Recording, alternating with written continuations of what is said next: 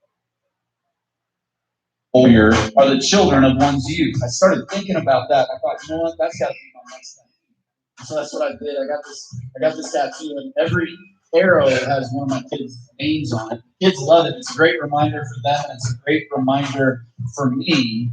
This is the way to use them that way as arrows in the hand of a warrior. Children aimed in a direction for a purpose with a goal, sending them out and hitting their mark. A father's Or job is to buffalo. come alongside and help his children You take care of what you gotta take care of. accomplish things that they can You only know, accomplish with you. When I'm beside up for hours and Think about hours at a time, so, who does that sound you like? know.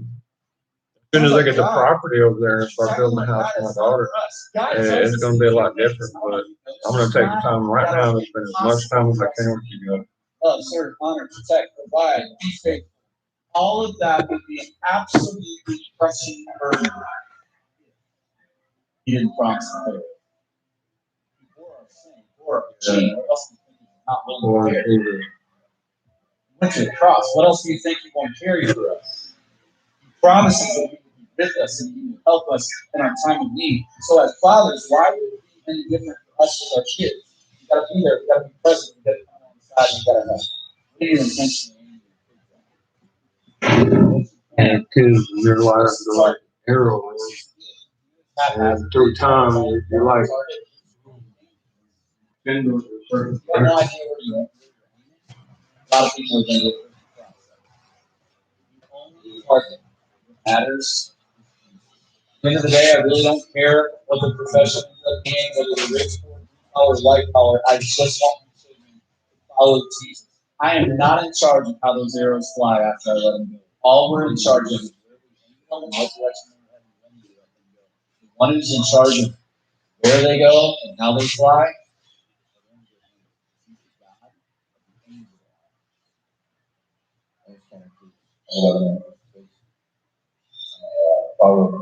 Whoa. I was born in Atlanta, Georgia. The first 12 years of my life in Atlanta. And then I remember one night at church, a missionary came in and showed some slides in Congo. And my dad just felt heavy on me. My mom sitting on the other side of the church. So when I was 12 years old, we moved to Congo. I remember one night in Congo. I was outside playing in the front yard. And we started hearing gunshots. And then the pistol fire turns to AK fire. Starts to get a little bit heavier and heavier. The sun starts to set, and my dad comes out and he's like, "You guys need to come in." So the gunshots started getting closer. And the screaming started getting closer. I remember my dad. He got up from the hallway and he ran into the bathroom. There was a psalm. I never read it. Pulled it down off the wall, praying. And he brings it in and he sits down. He reads the word of his Father. He who dwells in the secret place of the Most High will abide under the shadow of the Almighty. And I will say of the Lord that He is my refuge and my fortress. My God, in Him will I trust. And surely He shall deliver you from the snare of the fowler and from the perilous pestilence. And He shall cover you with His feathers, and under His wings you shall take refuge. His truth will be your shield and your buckler. And you shall not be afraid of the terror by night, or the arrow that flies by day. You should have made the Lord, who is my refuge, even the Most High, your dwelling place. No evil shall befall, nor shall any plague come near your dwelling. He shall give His angels charge over you, keep you in all of your ways. That's part of the psalm that really stood out to me the most. We pray the hardest. You know, God, if we have nothing else to hold on to, this is all that we got. And God, somehow let your angels take charge over us. Take charge over my dad. Take charge over my mother and my sister. Hear the voices of soldiers that start coming down the street. My dad looks at me and he hands me a machete. And he says, when the soldiers come in, let them take whatever they want. But if they try to touch your mom, your sister, he looks me in the eyes. I want you to know that you're going to die. He said, but I want you to kill as many of them as you can before you die. Keep your mom and sister. I'm 12 years old. looking through this hallway at the front door. The voices of the soldiers at the front gate. And then everything was silent. They moved on. Next day we got up, we crossed the border to Rwanda until everything died down. We come back, and a lady selling vegetables comes up to our gate. She looks at my mom and she says, I don't know why the soldiers did this your house. The lady said, I sell vegetables on the street. The soldiers grabbed me and said, you know who has money. They got to our house and she said, there's some Americans. Soldiers started to come to our gate. They somehow were terrified. So they saw all men standing around our house. After that night in Congo, we moved across the border to Rwanda, which at the time was more politically stable. And we were in Kigali, the capital city of Rwanda, when the Rwandan genocide broke out. We drove from Kigali through a series of back roads, the neighboring country of Burundi, and we were able to meet up with the U.S. Embassy there. They fed us rations, put us on a C-130, and so we leave Kenya in 1996 and move back to Atlanta. We were involved in the Baptist church. I didn't fit in there. I had no connection with anybody there. I started hanging out with a couple kids in the bus who were gang members. The first time I felt like, hey, I fit in, like I feel like I have some type of purpose. I feel like I have some sort of meaning. I think I found who I am. Because they'd seen death, they'd seen conflict, they'd seen some of the same things you'd seen. Exactly. It started a downward spiral. It just went out of control. I started selling guns at school. Started selling drugs at school. I was homeless for about close to 2 years. Living in crack house in Atlanta. My girlfriend at the time, she didn't come from a rough background like that. And she was homeless. She was pregnant. Slept out on the concrete. When I saw her shaky all night, I was wondering if it hit me. Time to man up. I was like, I gotta get it together. That getting together process. I got a beautiful family, man. The greatest gift that God has given me. And it's a constant reminder of responsibility. Being able to be a father has given me such a different perspective on being a Christian. Because now I'm able to look at my kids and understand what unconditional love, know what it's like to look that child in the eyes. I would die for you. I would fight for you, regardless whether you want me to or not. My oldest daughter is 13 years old, and man, she's beautiful. I love her to death. My daughter had her phone, and she had some voice text. So I got the phone one day, and I was reading through some of the text messages, and a little boy asked for some new pics. I was proud of my daughter, and she's like, "Look, I don't do that." Next morning, he writes back, "Hey babe, hey babe, hey babe." So I get the phone. "Hey babe, you want to see some pics?" He's like, "Yeah." So I sent him some pics. Yeah, this particular pic is one that we shot for an album. I thought it would be appropriate. I told him, once you take a second, just let that pic. I, in and of myself, do not have the strength to be the husband, to be the Christian that I need. One thing I do know is that the God, the angel army, stood outside my house that night when I was clutching, looking death in the face. The God who can sovereignly protect, continue to do so. That God who can shepherd you through the valley of the shadow of death in its realest form, can shepherd you through the valley of temptation. He can shepherd you through the valley of parenthood, through the valley of being a husband or a wife, the valley. I hold on to the fact Charles gonna come. Man, I know who goes before.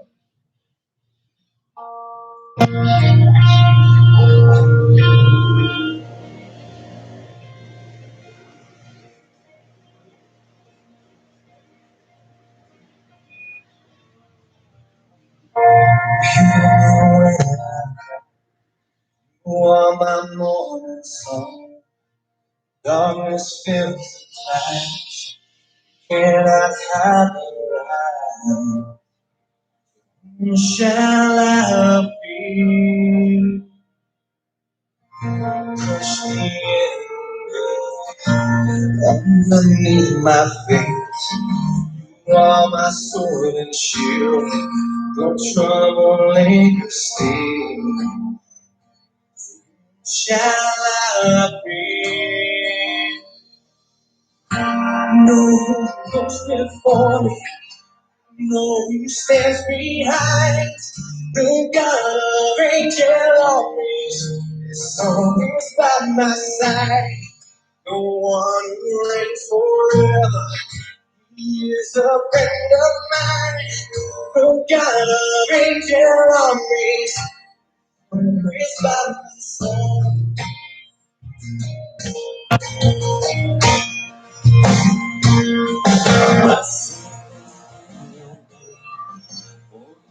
I love you. Moses for me. Who shall not reach? Who shall not reach?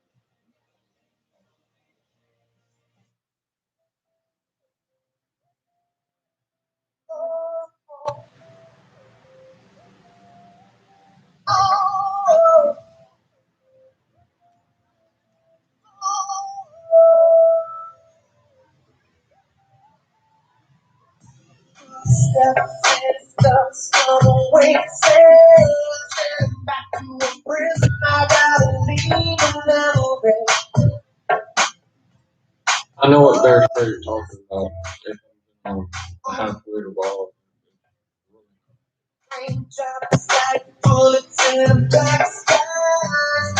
When we were mule deer hunting in Colorado, we had to every year Uncle Johnny would buy one. But it was 45 pistols. Always ready.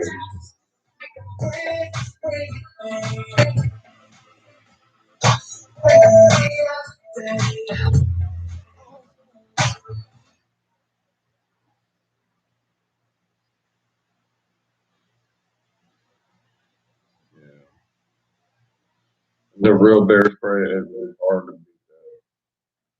Oh, you put me on land. Okay. Good man, thank you. I'm gonna check that out, bro.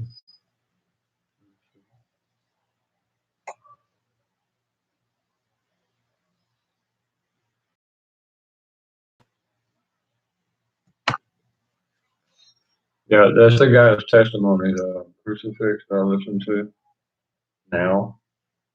Man, he's coming up.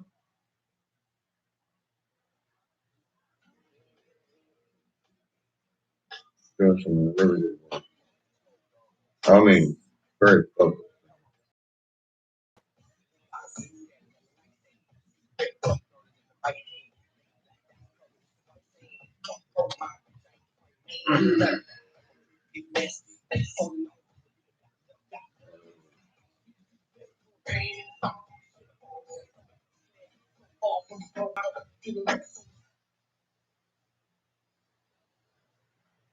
I don't really like his genre, but he's trying to reach out to the younger generation. So he's trying to reach out to this younger generation. So, you know,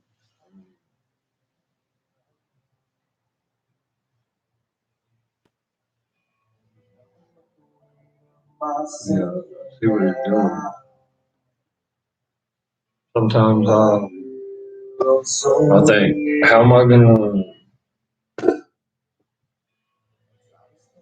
keep my daughter, safe off of it? How am I gonna keep my boys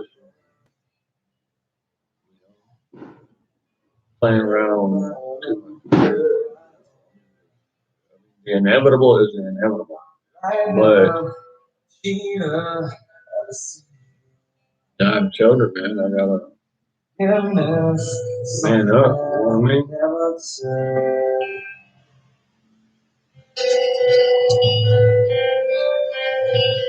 Hell, there's a cop over here. My daughter called. She was 13, and she got to defend herself against her own mom.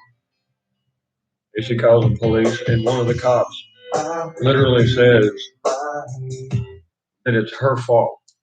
He tries to scare her right on the spot. So your fault that your mama had to beat you. And if this happens again, we're going to take you away from your mom and take you to a children's facility, right? Whatever. Ain't nobody talks to my child that way. But then the guy says, "What you do know? I can get you pregnant. You don't have to live with mama anymore." She's 13 freaking years old. Damn right, I got something for that. I speak out, man. You ain't shit to me. Boy, y'all just wait. Do it right in front of her too.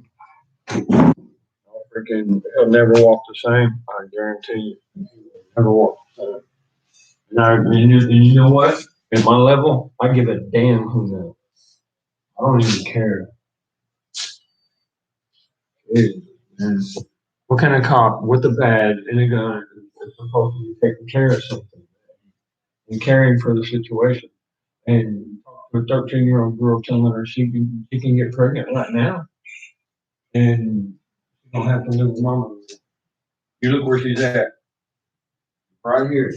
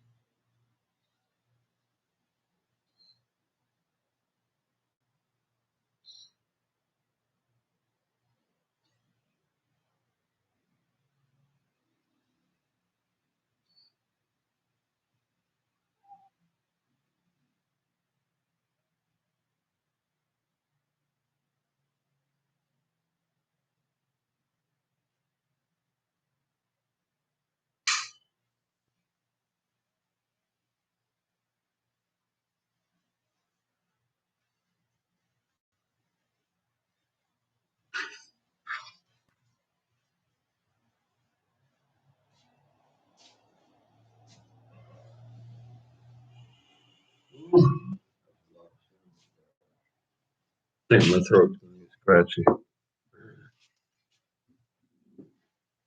Sorry. Yeah.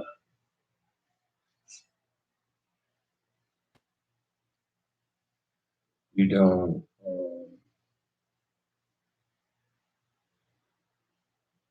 The thing about mafia is that they're very sneaky when they do things. Okay, that's the thing. Buffalo, yeah, they're very sneaky when they do things. You have to kind of be ahead of them. You have to prepare beforehand and know what they're going to do.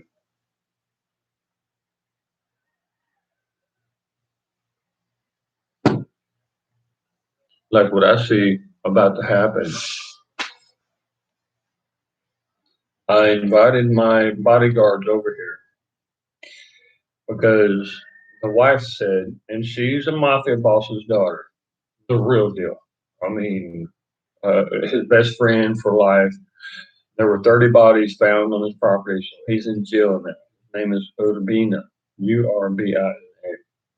Now, Moncada, which is my father-in-law, um, he has, I guess, around 3,000 acres. Never planted a single thing in his life. And even the big delivery truck that he collected coffee and stuff with was in Urbina's name years back, right? And he's got 5 families that obey every single thing he says. He uses all kinds of excuses and bullshit too, just like his daughter does. I'm freaking sick of this shit. And they're threatening me, threatening her, and that's the mother of my children. So, of course, I'm from Texas. I'm a gentleman, and there's a certain amount of respect there. But she's coming here, supposedly, bringing the other children. Okay, fine. Bring the other children. They'll be here. Her ass is going to be clear over there out in the mountains. And, well, the other side of the mountains over there. So I'm kind of in the mountains right now. And,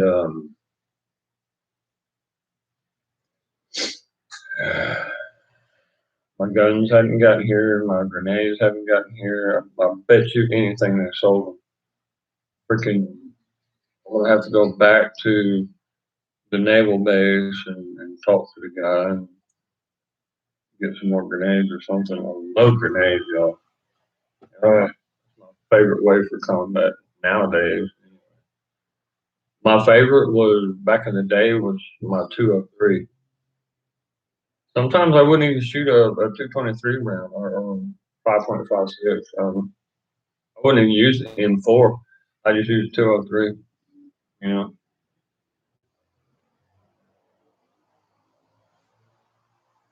But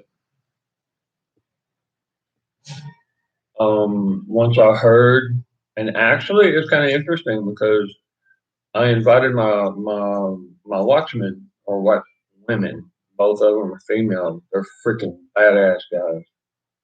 Um, I invited them over. They said it'd be like 2 weeks. Now, the very next day,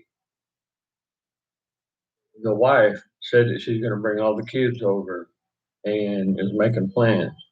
And when she says making plans, she's telling me that she's making, understand how mafia is. They'll tell you what they're doing without telling you. Okay. It's freaking retarded.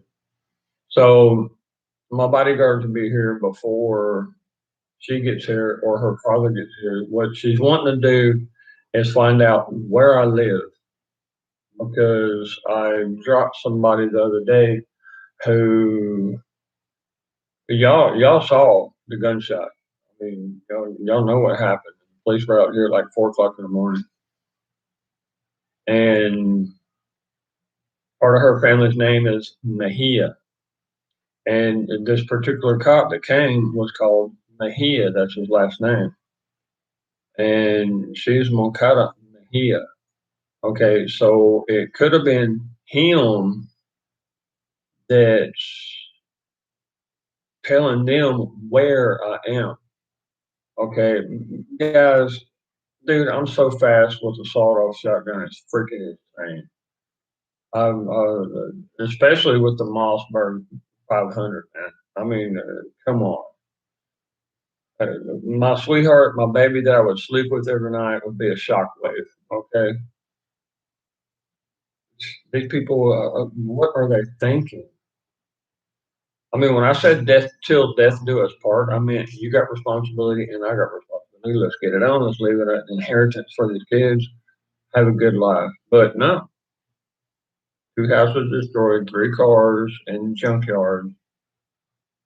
Freaking everything that woman touches and just beating the kids. And, I mean, come on.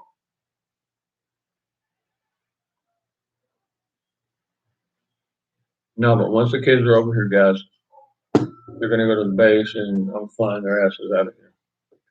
Boom. Like that. I'll abandon everything for them. Sure will. You are. So you kind of have to know what's going on and know how they play. That way you can organize things ahead of time. That way you have things taken care of. And then when they make their move, boom, you're good to go.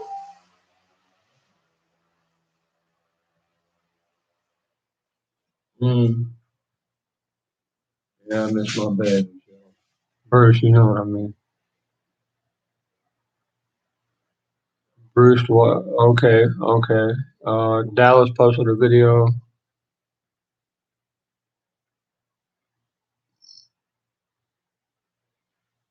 Oh no, hey Bruce. All right, let me explain what happened.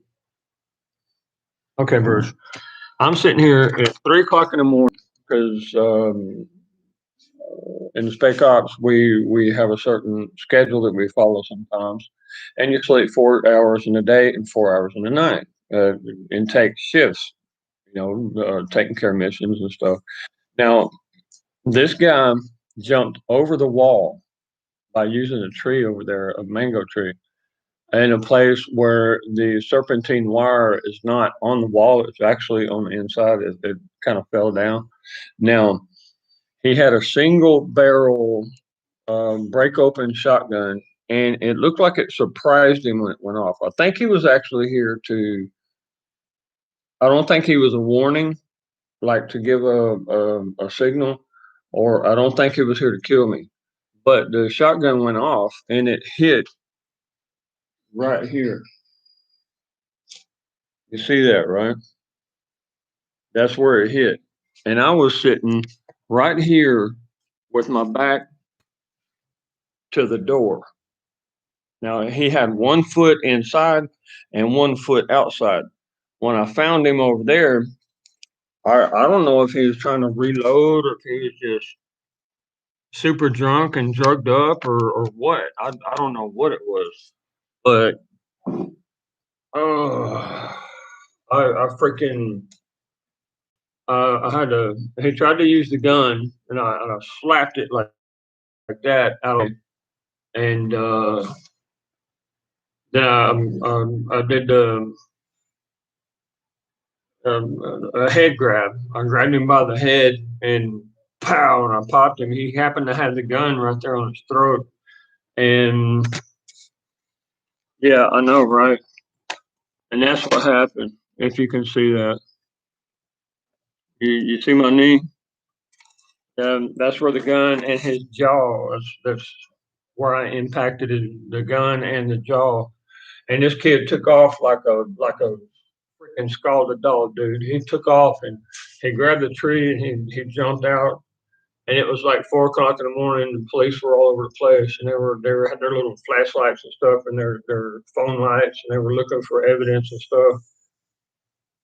And you could still smell the gun smoke inside the house. And I'm like, dude, this guy's a freaking drug head idiot, you know?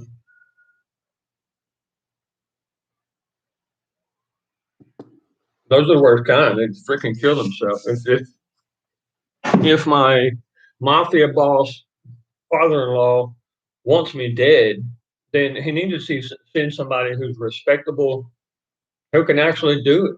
I mean, dude, put me out of my misery already, whatever, but do it in a respectful way. Don't send a freaking, POS drug head to try to wax me out. That ain't gonna happen. I'm sorry.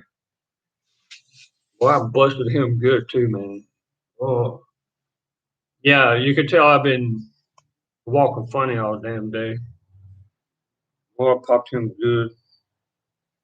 Poor kid. I mean, for one thing, he's got to be on drugs to do something like that in the first place. The second thing, as young as he was, I mean, this kid was like 22, maybe, something like that. And I'm like, good God, man. I've been in combat basically my whole freaking adult life, and he didn't even hit me. I mean, that's like about 3 feet away, you know. And what I had to close my eyes because the cement from the block was flying all over the place and still all over the damn place. I'm just a lazy ass when it comes to shit like that, you know, cleaning stuff up. And yeah, welcome to Honduras, dude. And I thought about if I would have, if he would not have shot, I would have taken that rifle from him or his shotgun, and I would still have it where I could show you guys. But he actually shot, and that really did startle me. I have to admit, I was looking for a movie that my daughter recommended me. I couldn't sleep, and I was like super tired. And then all of a sudden, kaboom! And I turn around, and his face is just like ghost white. His eyes are real wide open, like, "Oh crap! Did that just happen?" He didn't even know he shot that damn shotgun. I mean, dude, you don't know how to handle a shotgun, dude. I mean, come on. The other two times when somebody tried to rob me, one was in La Ceiba, Honduras, and one was in San Pedro Sula. And I still got both of those pistols. Both of them were little revolvers, 38 specials, you know, just the old fashioned like guns and stuff. A little Smith and Wesson will last forever, you know.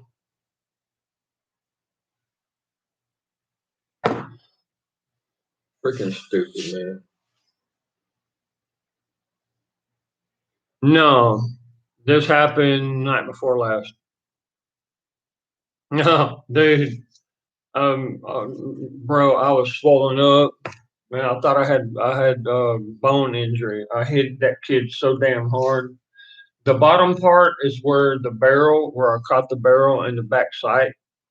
Um, and I guess it's a back sight or something, Picatinny rail or something, Picatinny rail or or something. Maybe the hammer, but the top of my knee, that's where I popped him in the jaw, right on my knee, man. I'm getting rusty, dude. Let me show you. What can you even see? Hold on. Yeah. I'm getting kind of rusty now. So, but I was sitting probably for about 4 hours before this happened. So I hardly had any blood movement in my legs when this happened. Yeah, it's one of those things, dude. I'm 50 years old. You know, it'll be there for like a week or two, healing up.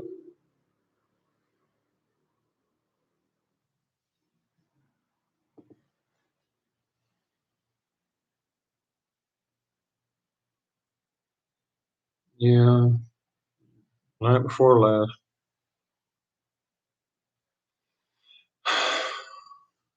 Now, there's a reason why I need a lady here to take care of me, y'all. And seriously, I can't do this no more, man.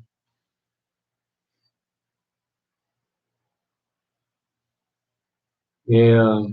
Hey, Bruce, I'm glad I could say hi to you, man, and see how you're doing. And you damn sure need to get that taken care of because thinking about the prostate, the connection between the prostate and the testicles, it could be a prostate problem, dude. You need to get an ultrasound. You really do. And please mention that. And all you got to do is send the bill into VA, and VA will cover the bill for you. Okay. Seriously, that's all you got to do. It doesn't matter if you're registered in the system, if you're 50%, 80%, 100%, it doesn't matter. All that matters is that you send a copy of your DD-214 that you're honorably discharged, and you send what the hell is it? You send all the bills from a medical procedure or doctor's visit or something, and they'll hook you up, dude. Believe me. That's what President Trump did for us.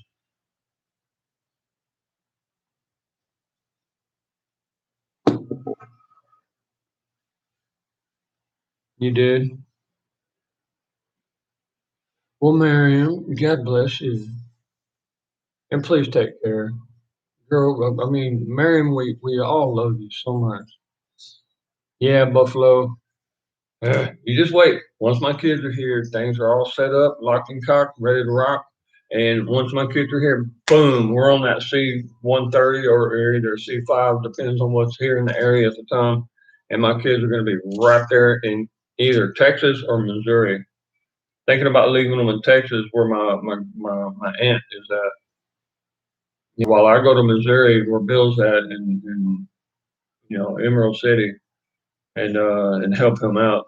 He needs some help, dude. I mean, he can get a lot more done, guys. He's so tired at the end of the day. I'm gonna find out why. I'm gonna get him set up. You know what I mean?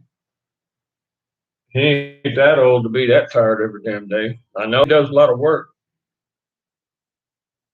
but he needs that energy boost.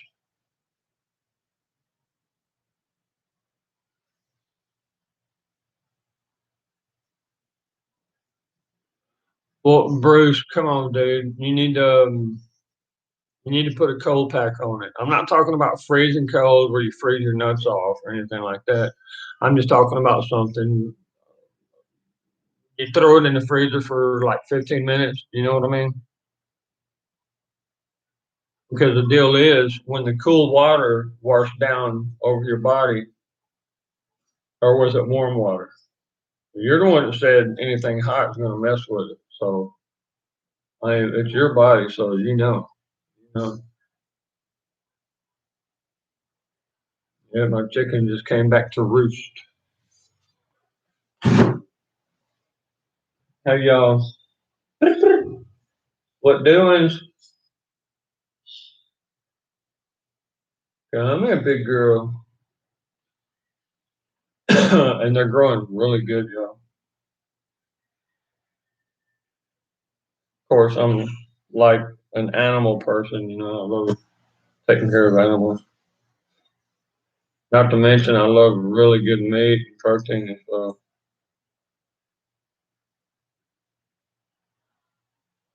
Why don't y'all have more rabbits?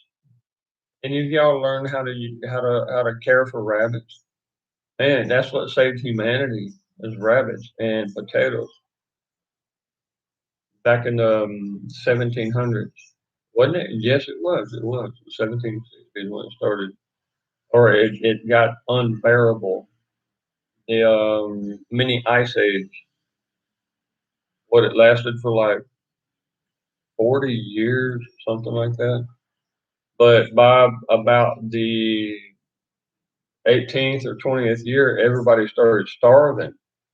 Because the crops wouldn't grow anymore. So the only people who actually survived and didn't die through the mini ice age were those who had production of rabbits and potatoes. Potatoes was still, no matter how much ice or snow is on the ground, you're still going to have potatoes and you're still going to have rabbits. You know.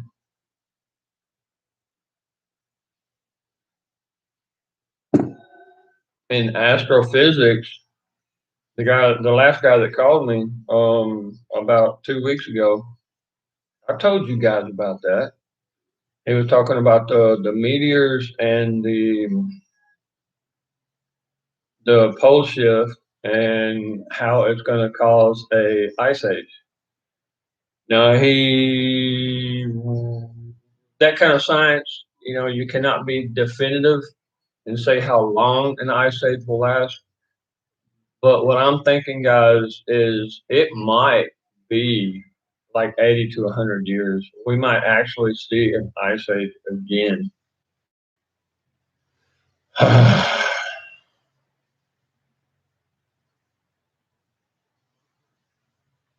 If everybody's going to die, 90% of humanity is going to die. Why does Satan want to claim that he killed so many people? Well, what is that? Man, that's hard to understand. Okay, Bruce. It took them 40 minutes to get here. Okay, they were like half asleep when they got here, and I had to stand out on the road. I don't even know where I'm at or what the place is called, San Juan or something like that. I really don't know. I busted the hell out of the kid, and he will, have nightmares about that night if he ever even drives by here or thinks about coming by here again. Guaranteed. I busted his ass up, dude. Yeah. Good Lord, man. Moreover, this week my 40 is supposed to be here. You know, God. I mean, why assault somebody? You know, I mean, just it makes no sense. But see, in this culture, bro, they see a gringo, you know, a white person from the north, from the United States, and they automatically think that you're super rich or something. Yeah, seriously, it's freaking annoying, man. Good God.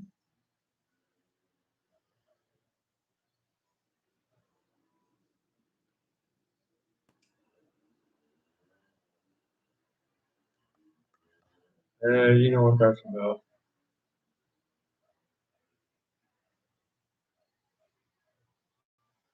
Interesting, isn't it?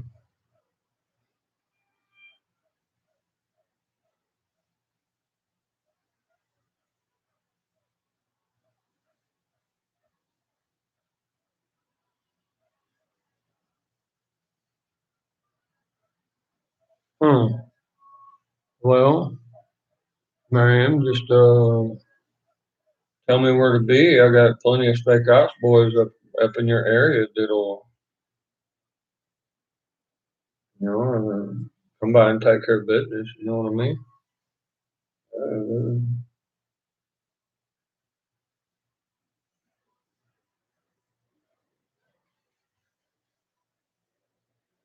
I mean, y'all saw it when I contacted Bill and we had those forest fires going on over here, and I was damn near choking, you know, 2 nights straight. And I called Bill saying, "Man, I can't take this anymore. I think I'm about to die. No way to get out of here." And you know, I take a bullet, you know, and flop. I'll flop and drop right there on the spot, and you know, make my peace with God and pass away. But to die from smoke inhalation, you know, and then boom. I mean, that evening and the whole next morning, uh, the embassy was calling and stuff. Bill, he got on it, y'all. He did. Yeah,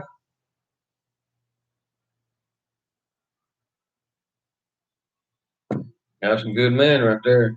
I owe him till the day that eternity ends, bro.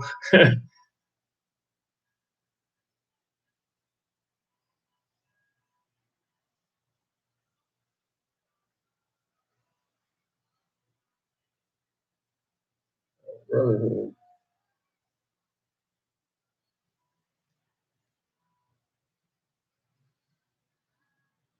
Okay, I got some neighborhood guys. The cops got here 40 minutes after the fact, and surprisingly, nobody in the whole area didn't wake up with that type of gunshot. I mean, good Lord. My ears are still ringing, y'all. And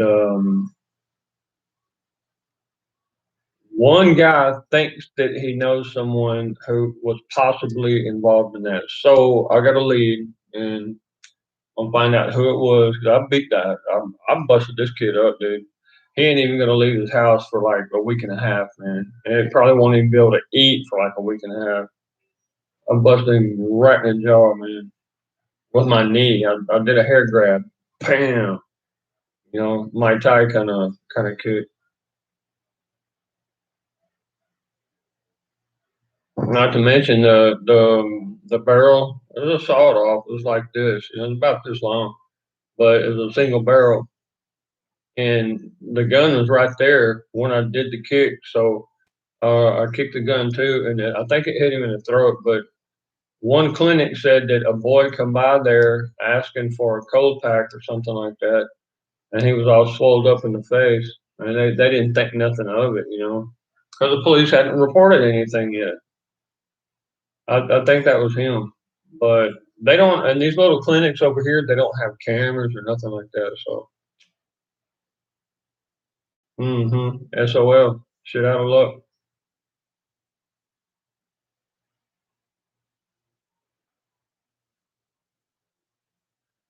Now it'll happen, guys. It'll happen. I think he was just kind of like a little drug head, bored, and heard that there was a North American citizen living over here, gringo, and thought that he wanted some money. I think that's what it was, but we'll see. We'll see. Because I'm very good at interrogations, believe me. I'm not one of these sadistic fuckers that chop people's fingers off and stuff. Wait, I won't go into that. But I kind of like the nail approach, you know?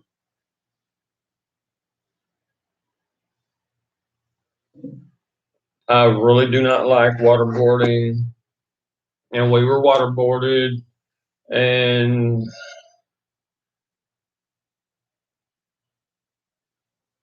I'm not supposed to talk about that part of spec ops training. So let's just say that we know what happens to prisoners of war whenever that stuff happens. And you go through SEER course, you pretty much get a broad, wide open picture. Well, them guys,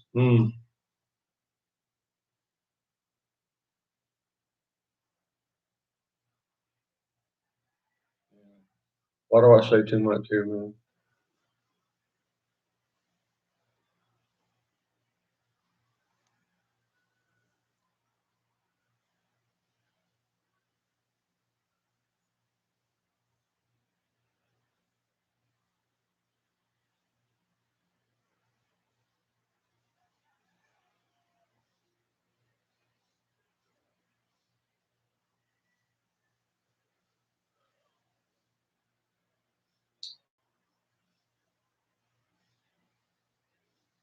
Guys, if you're in Mexico and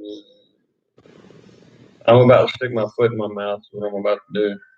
There's a way to get in that you don't have to worry about being raped or enslaved or have to carry drugs with you or anything like that. There's a way to do it. Um, mm, mm. Yeah, let me think about how to explain this, and I'll continue the conversation. All right, you know where Veracruz is. You go up where Veracruz. Do not go into Veracruz. It's very unfriendly to gringos, right? But you go up the coastline and you will see, and then just before you see it, when you can walk up or catch a ride, which is very common here in the South. You just throw that thumb out there and they'll give you a ride, kind of like they did in the 80s, 70s, and 80s in the United States. You can get on or on a chicken bus or whatever, and you get to where you see the border. Okay, and if you know how to swim, you just go back about a mile and a half, or not even that really. You can go back half a mile, and you just uh, get into the Gulf of Mexico, man, and just swim right on over. And mainly the current, once you get out there a ways, the current will take you straight up to Texas or Louisiana. Come on, guys. It's super simple. But you're gonna have to know how to deal with that, you know.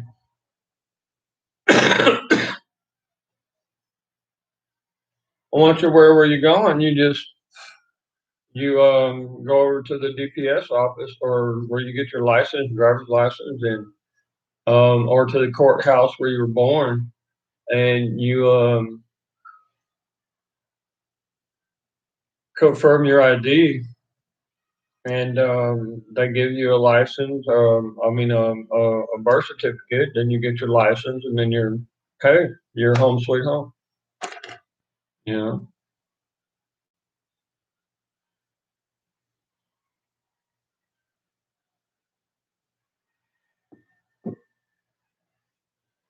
I'm sorry, guys. I'm not even paying attention to chat. I'm so sorry.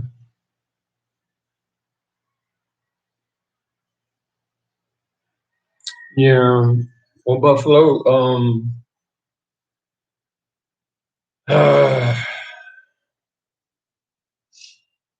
okay, you ask a question and you ask it like 5 times, right?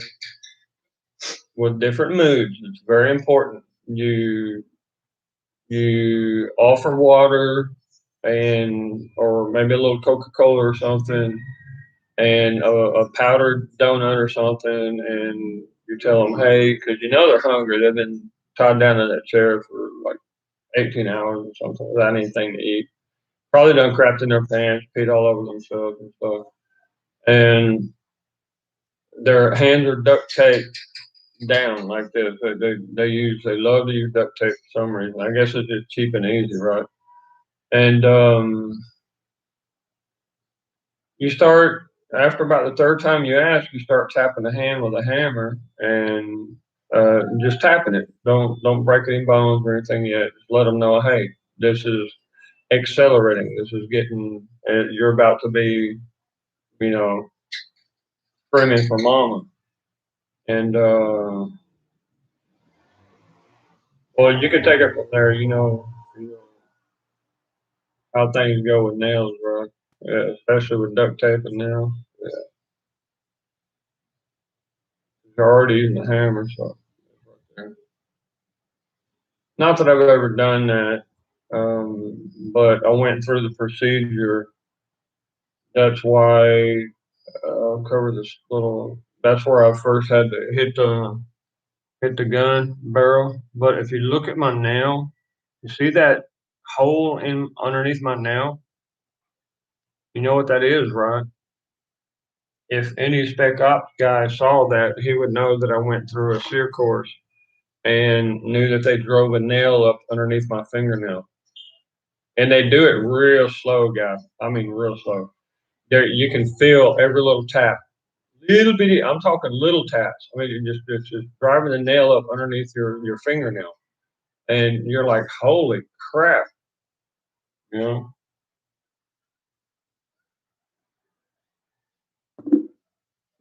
Yeah. So if you ever see anybody with a hole underneath their nail, you know who they are. They went from some kind of special forces. They went through Syracuse.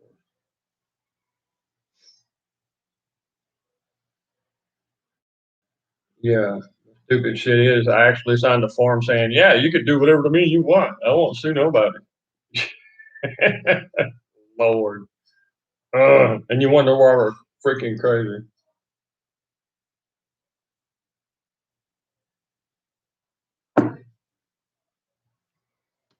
Yeah.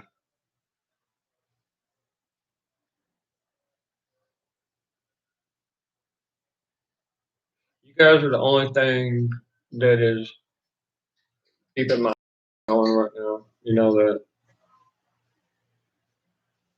with the crazy stuff going on.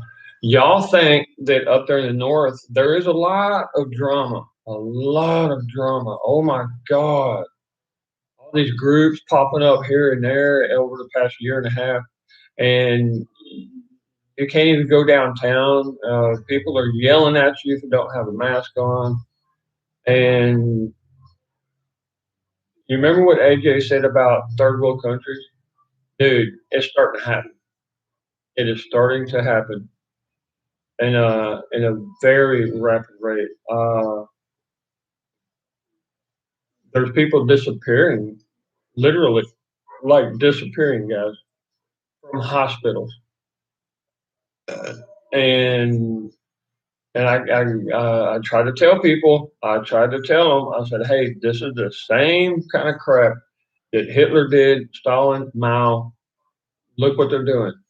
And you look at the news channels here, guys, are much worse than they are in the north. You think CNN is bad? You ought to see some of the stuff they show here. Freaking insane. Now you have a drug trafficker, which is the president here.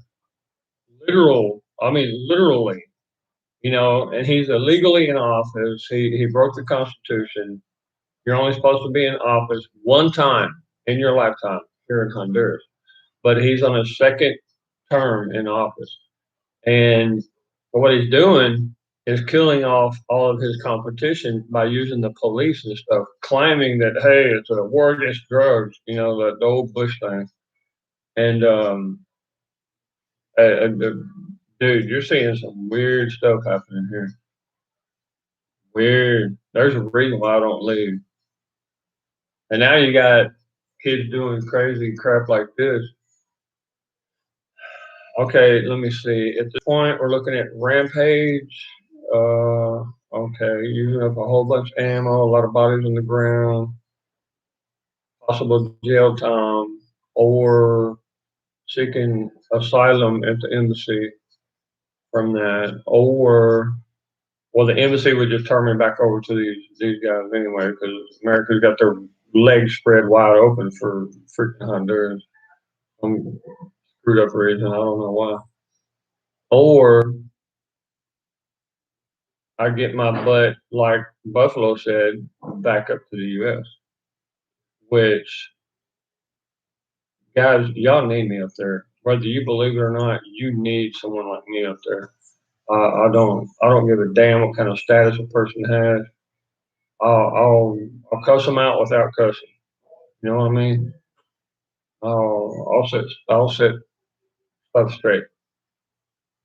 Good Lord, I cannot believe the things I'm seeing, man. And you guys are having to live around that stuff. Come on. At least here, you know when somebody's going to try to shoot at you, except for some kind of crap like that. Good thing he had a mistake with his rifle or whatever. Dude was freaked out that his shotgun went off. The punk didn't even know what he was doing. I mean, come on. At least send me somebody who's going to know what they're doing, you know? I mean, I had my back to the door and everything. It was 3 o'clock in the morning. I didn't think, I mean, anybody comes on any of this hill over here, you know? Like, how the hell did he know I was here? That's my question. 'Cause I told everybody, do not tell anyone, not a single person, that there's a gringo living here. Okay. And for something like this to happen, and I showed them all, dude. I brought the neighbors and everything. I showed them. I said, look at that hole right there. There's a little freaking pump coming in.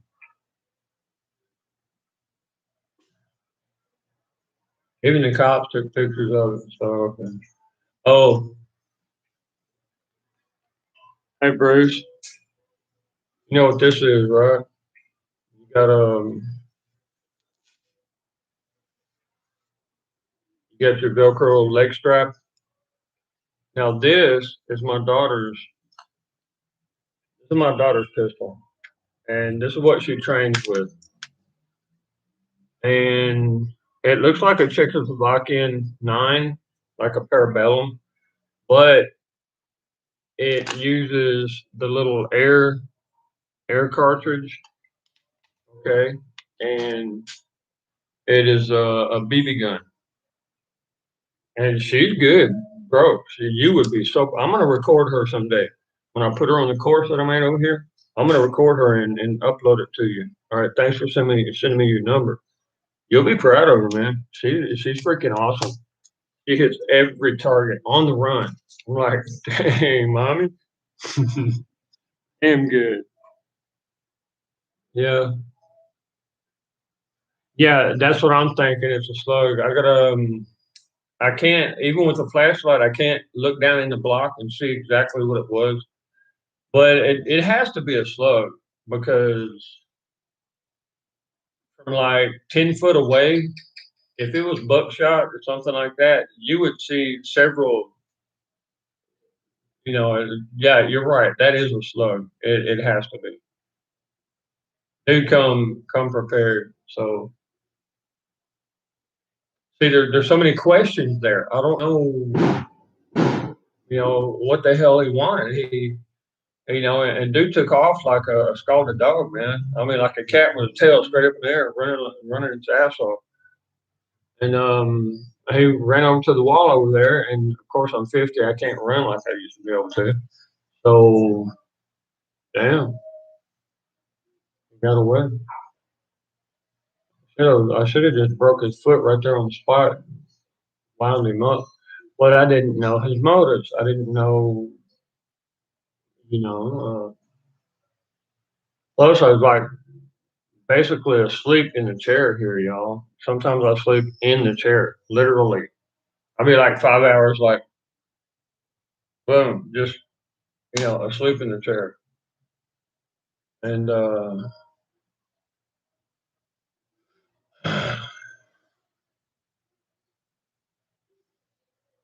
stressed out about my kids, man. I need y'all's prayers for my children. Bruce, it looks like it was a slug, man. I mean, come on, bro. Well, from that far away, that's like 10 foot, right? Okay, so taking a look at it, let me see. See what I mean, right? And it's just one hole, just one hole. So if there was like several holes all over the place, that would have been like a buckshot or an animal kill type of shot. But you're right, that had to have been a slug.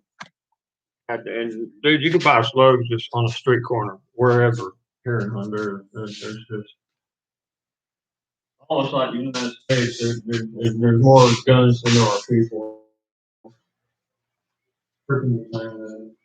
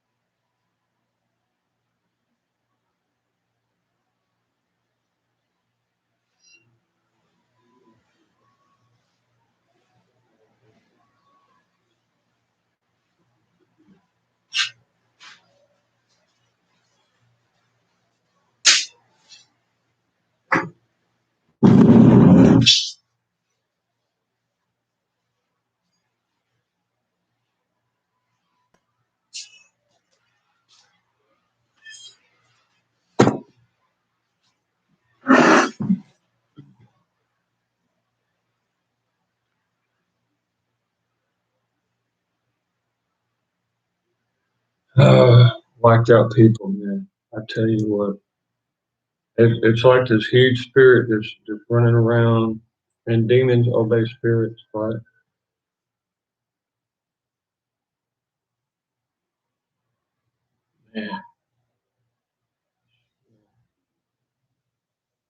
That's where a good sheriff comes in handy, right there, buddy. It really does.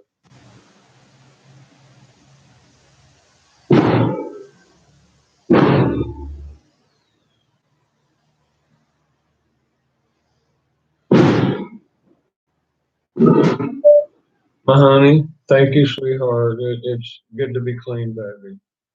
I just got done eating the last hamburger you sent me, and it was delicious. You girls are absolutely wonderful.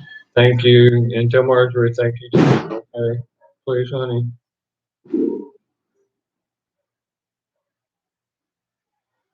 Now, yeah, the damn Catholic Church around here uses these humongous fireworks to celebrate things. Pisses a lot of people off.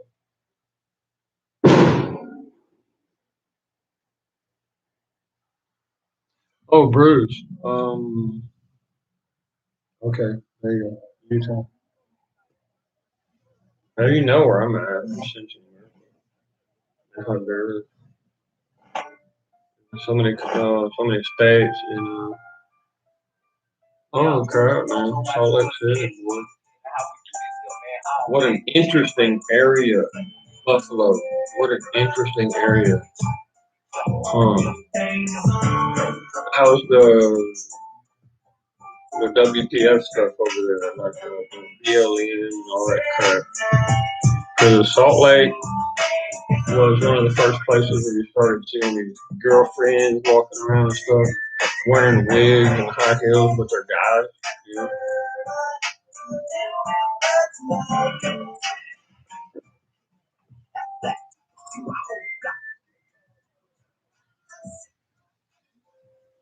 No, meth is the first step. Then they get into other things. But typically, a meth head will wind up hung between like cocaine and ecstasy type of treatment. You know, it's very rare that they actually meth head will very rare that they'll actually stick with LSD or PCP or something like that. You know, we haven't heard anything about PCP in a while, but it's still around, guys. I wouldn't mind making some. I got all the flowers and stuff around here to do it. Not that I would take it. I'd give it to. All right. I'm gonna shut up right there. No, I'm not. I'm not gonna say it. I'm not gonna say it. I'm not gonna say it. I'm not gonna say it. Okay. Look, if you get like a nice like $200 sheet of LSD and you take the little portions of it and you set them in the glasses where in a party when people are like a birthday party or something like or a wedding, moreover, you can sit back and observe the results, and it would be quite interesting evening. I would say that.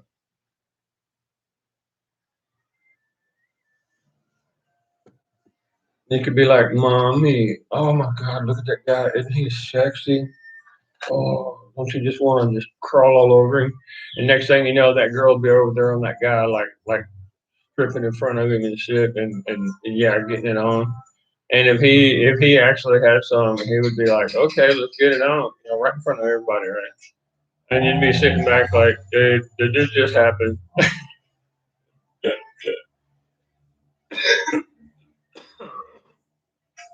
Sorry, that's the other side of me. Okay, yeah, but you have to admit that would make a very entertaining evening. I had all right, I'm not gonna say it. I'm not gonna say it. I'm not gonna say it. Okay. Never mind. I'm serious this time. I'm not gonna say it. No, no, I'm not gonna say it. Decision made. Gauntlet. Boom. Or yeah, that.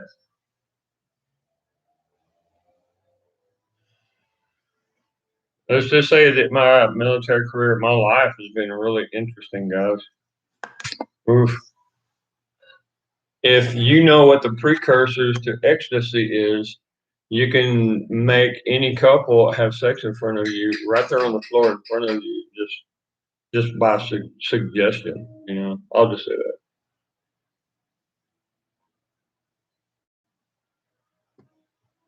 Yeah, and you and your buddies would be like, "What in the?" Yeah.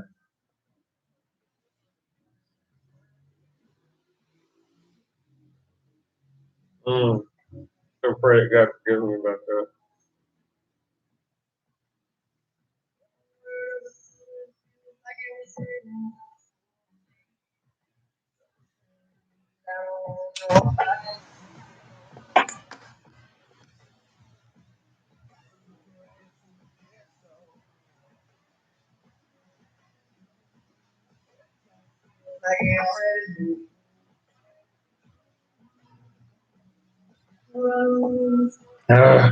Yeah.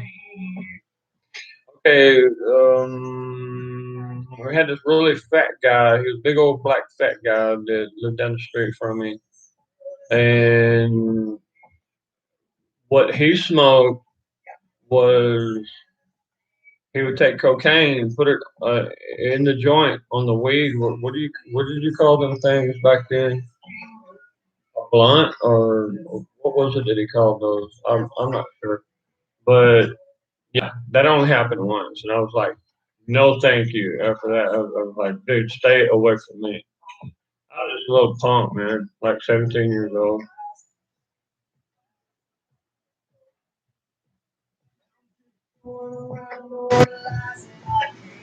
Yeah, stupid shit we do when we're kids, right?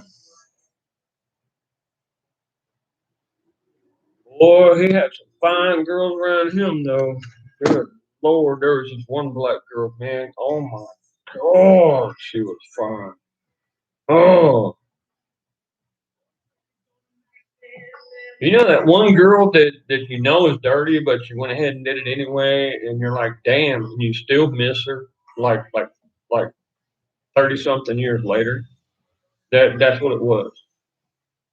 Good night.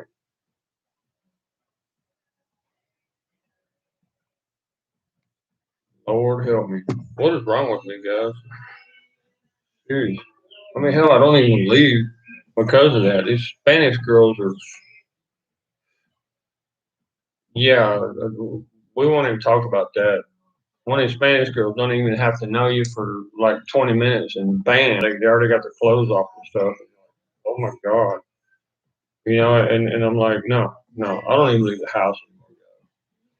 But what I do like is going out to the beach over there, and these girls in bikinis, you know, they come by, and my daughter actually wants me to have long hair, but she don't understand. Once we get out to the beach, she's gonna be running off girls left and right because they love coming over playing with your hair. It's kind of like an excuse when you're a gringo, right? They come over and they start playing with your hair and braid it and stuff like that. And yeah, it's kind of an excuse to like twist their little ass in front of you and stuff, and you're like trying to hold your hand back. Yeah, and some of them actually show you their package, you know, and you're like, dang.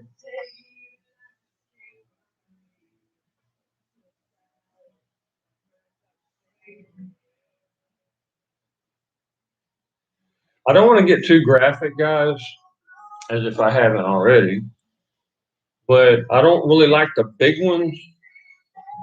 Or wait a minute, let me rephrase that. I don't like the medium-sized ones. I like the big ones or the small ones.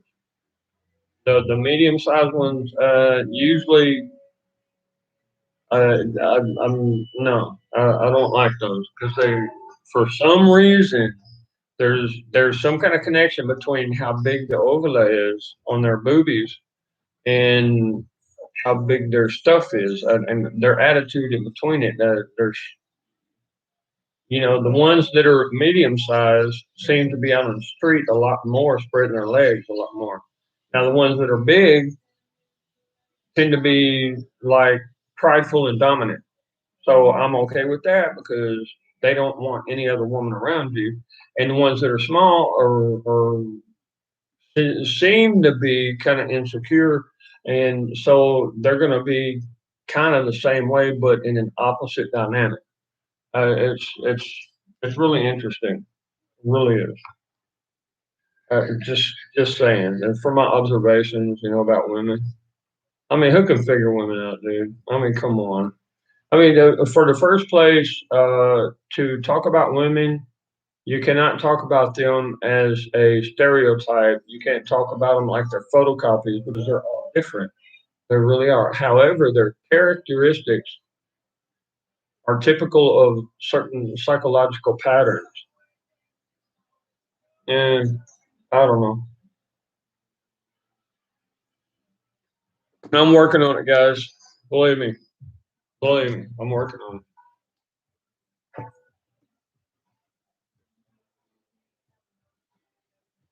Yeah. Oh my God. I was talking about that stuff and Susan was in the chat. Please, Mama, forgive me. Please forgive me. Man, I feel so ashamed right now. And I'm talking about a physical aspect, but I'm connecting it to a personality trait, and if that makes a difference. I'm sorry, Mom. You're such a darling. It's crazy.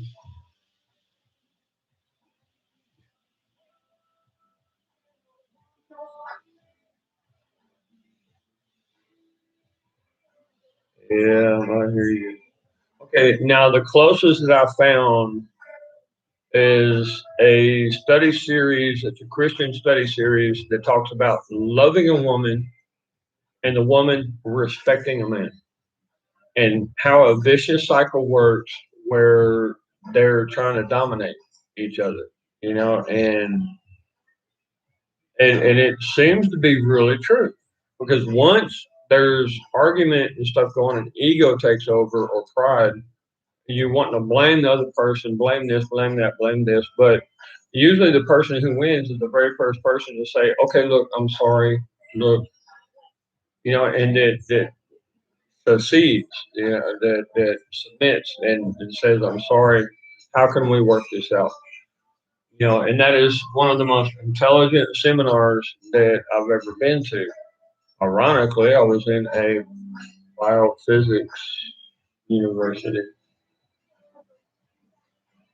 Yeah, a biophysics class at University of South Carolina. Interesting. And I was studying a lot of biology there too, believe me. Oh my goodness.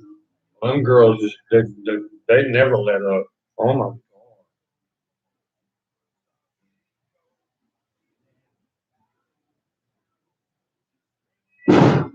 Yeah, I'm sorry about that too. I can't believe I just said that. Lord help me.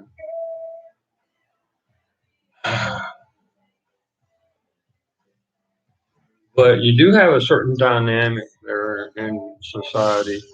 A man is made to do certain things in this world during his lifetime. A lot of people, when you think about a lifetime, they don't think about the time because your body came from that soil over there. That's why you have to have iron, copper, zinc, gold, silver. I mean, all these elements from the ground. If you think about how your vegetables are raised and why they're so good for you, is that the roots draw up the elements from the ground and they put it through the juice into the fruit. Bell pepper, onion. That's a plain old root. It soaks it up directly. That's why it's so powerful. Huh. But women, they're completely different. And I know I just went completely off topic. Sorry.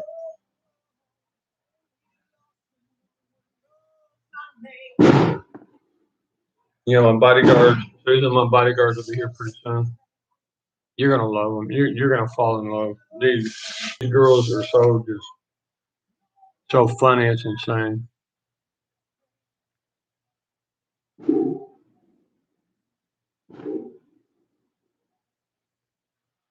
Yeah. This body, you don't go into the ground. This body that you're borrowing goes into the ground.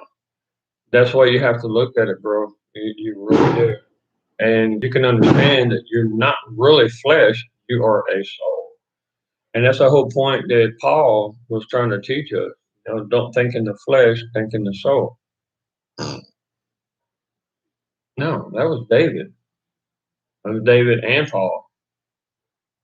David was talking about all his vanity, you know, because you can't control time. You're just kind of stuck here for a while, y'all. But I am determined to leave an inheritance for my children, period. Stomp on anybody who gets in the way.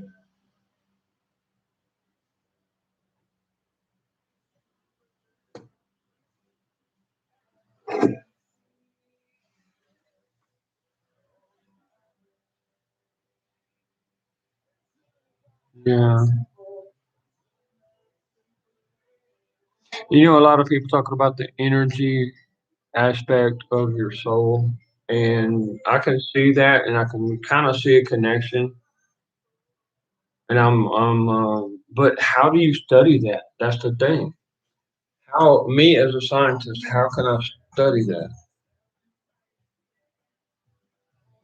It's impossible. That's where faith comes in, I believe. You know, you have to have that faith, bro. You really do.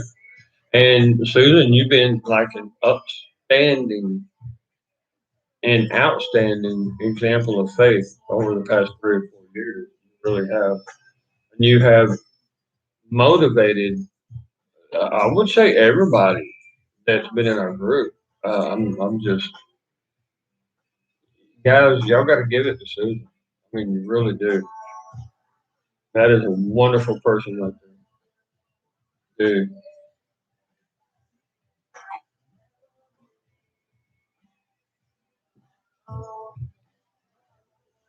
When people stop seeing you as a woman or a man and start seeing you as an entity, you know, a certain dynamic, it really shows.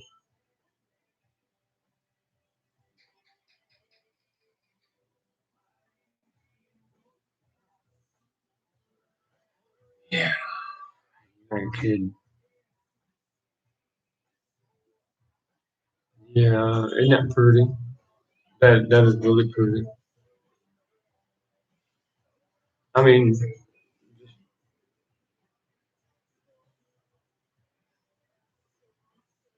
a lot of people don't understand that.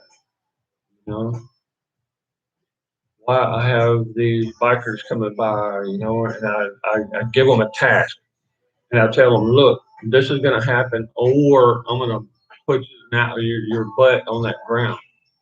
All right. And, but if you do it, then here's money. Okay. So I give them a choice and I give them a task to do something really well. Before, I'm connected with like 8 different towns here because it's really cheap to rent a place here in Honduras. It was seriously, I talk about $100 a month for a whole entire house and with the wall and everything around it and beautiful fence. It's pretty nice. And I take the worst known taxi driver, because taxi drivers are really popular down here in the South, and people don't make very much money, and not a lot of people have cars, but they need to get around, right? Okay, so taxis are some of the middle to top earners in these type of societies, and for good reason. Well, I would take the worst one with the worst reputation, and I would tell him, "Hey, here, I give him a whole box of flowers, and each one of them has Happy Mother's Day on it." And I would tell him, I said, "This is the money right here for the fuel. You're going to spend all morning long going from house to house to house, asking where all the mothers are. You're going to get out of your car and you're going to present her with a rose and say Happy Mother's Day." That's the type of stuff I like to do, and it worked. One guy, still to this day, I guarantee you, man. Everybody's like, cannot believe that he actually did that. That was a rogue, man. One of these Turkish bastards that overcharge everybody for everything. But he grabbed a hold of humility and he saw the power in it, and he was like, "Hey, I like this," you know. And now he's a Christian. He's no longer a Muslim guy.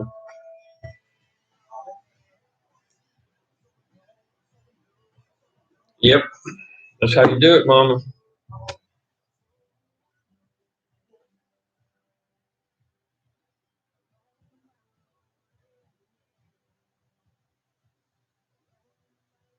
All right, Susie, you don't. Mm, yeah, I remember. There were some ugly folks that came on a couple of times. Really, man, I remember when Sick Pat had to do his first chat, and the reason why, I mean, that was disgusting. Some of the things, there was a hacker, y'all. They came on. Well, all of y'all, mostly all of y'all were there. Y'all remember that? We're talking about what, 5 years ago, something like that. Disgusting. I'm kind of grotesque, you know. I'm pretty rough cut, but I won't even repeat some of the things that those hackers were saying.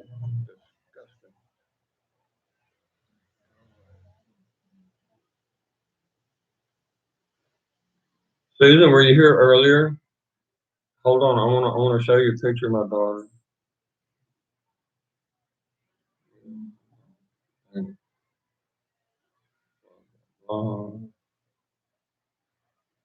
You know, girls, they take like 1,000 pictures and stuff.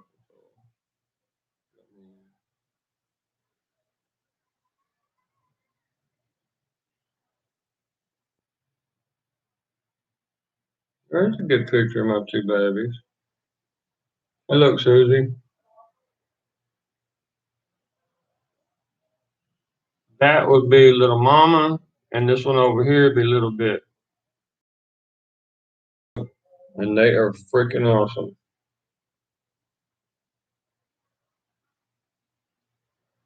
Um,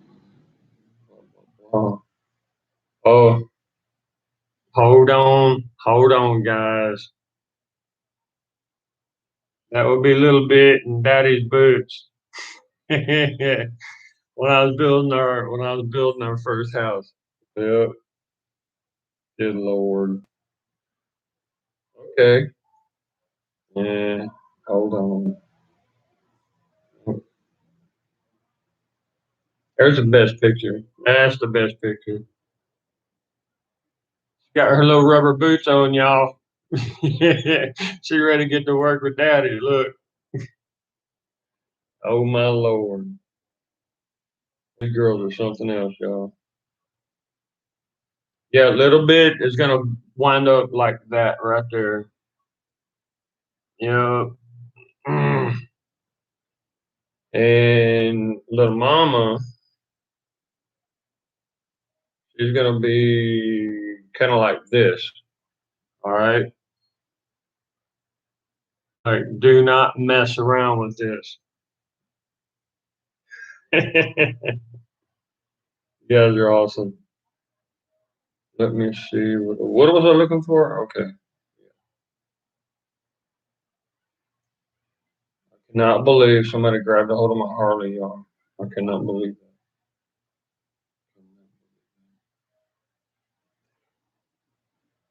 You don't mess with a man's Harley, guys.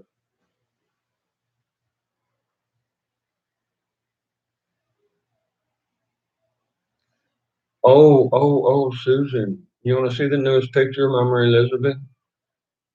Yeah, this would be, yeah. I know, right?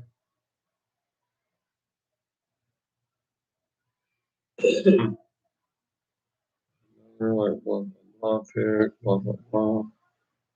She sent me a new picture, though. It's really freaking awesome. Hey, y'all, she's trying to do this makeup thing, and she's getting really good. She really is. And I had to tell her to keep the tones down and stuff. Oh, Susan's here. Dang it. Yep, there went my 10 unit. Susan is here, so I'm going to show this video for her.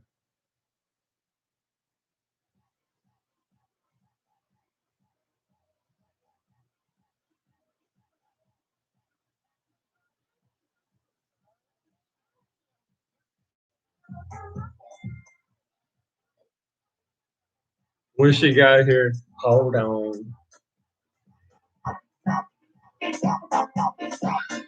My baby.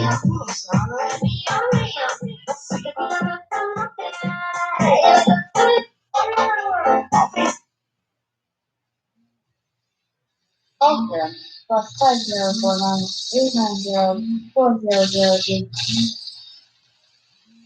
Okay, let me see what this is. Okay. Plus 5049-890-4002. Bueno, ¿cómo están? Ah, aquí estoy. ¿Cómo va para allá? Todo bien. ¿Cómo No, dime qué hay. Yo soy desnudo bañándome.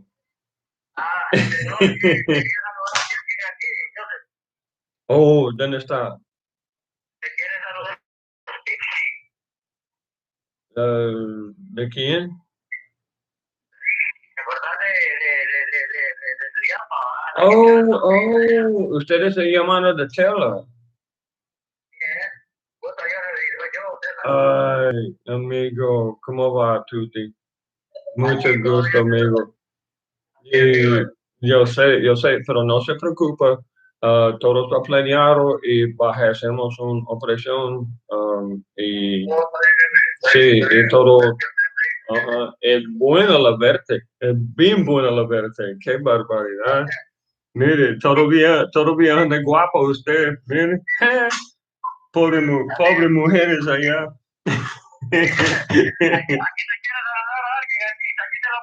Ok, vale, vale, amigo, dale.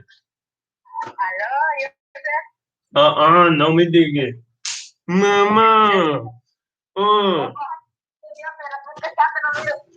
¿cómo está, more? Ay, no, aquí estoy solo, en serio, aburrido.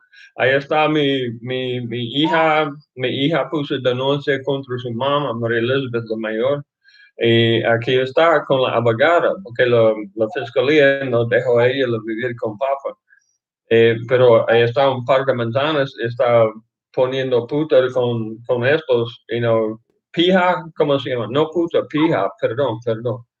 Poniendo pija. Sí, no, ella escribe cosas feísimas cuando encuentro una mujer aquí tratando de ayudarme como sea, se pone feísimo. Anda celosa. Oye, María Elizabeth, ¿cómo está usted? ¿Cómo está Wendy? Oye, Andina. Oh, ajá, mire, te extraño mucho. Ay, todos ustedes.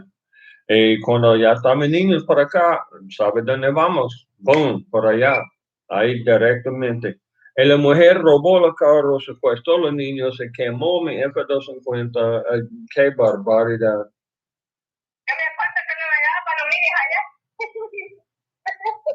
No, supuestamente todo va a venir, todos mis niños van a venir bien pronto, porque todo está hablando con un caso contra su madre. Sí. Ay, mire dónde está esa mujer. En la calle. En la calle, anda. Ay, pero todavía está trabajando allá por el Seguro Social. Eso. Y Sandra y Wendy, Sandra y doctora Pocheca. Ah, ok, pero todo anda bien.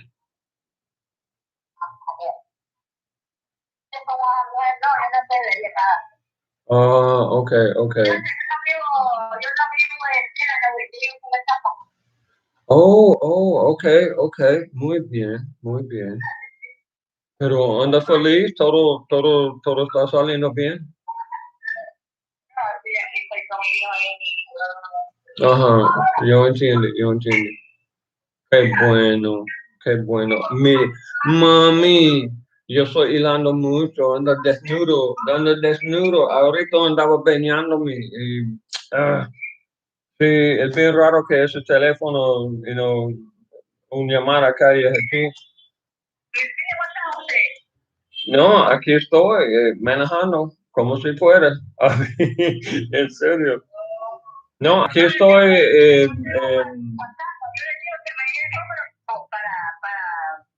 Okay, okay. Estoy aquí en La Paz, a par de, a par de, a par de Comiagua.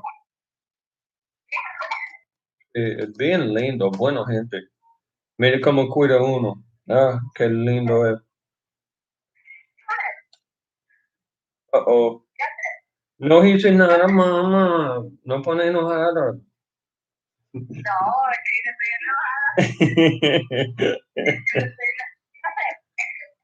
Aquí estoy. Ajá, mami.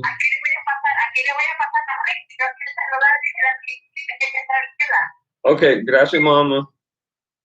Te quiero mucho. Hola, ¿cómo está?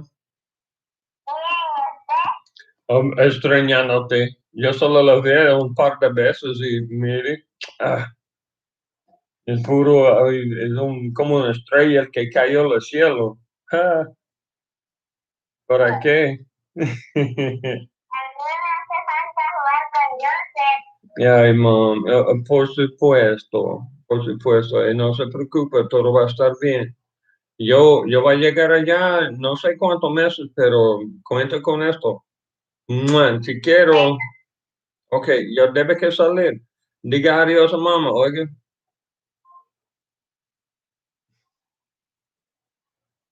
Yeah, that would be my bodyguard, guys. And apparently one of them's not a virgin anymore. She had a little baby. We're talking badass chicks, man. Good Lord.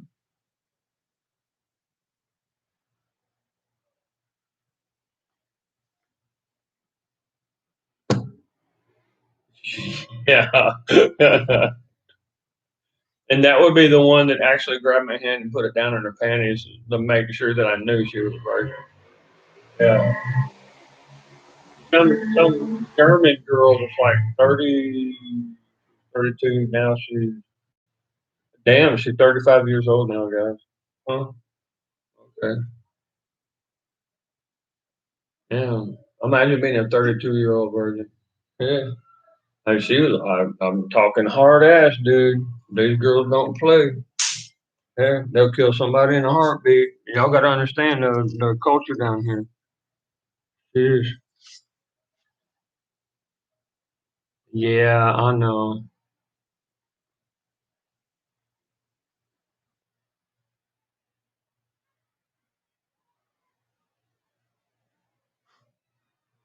Hey, Bruce. Man, deckhands, they do all kinds of stuff, guys. Come on, man. Now, deckhands is like a classification. You have all kinds of ensigns and everybody like that. That they all have different kinds of jobs. I'm gonna call my little girl. Mm. Y'all see what's happening, right? You got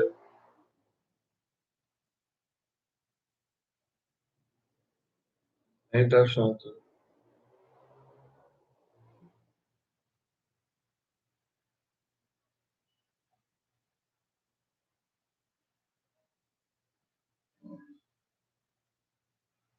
Now that I'm looking for property for my babies, right?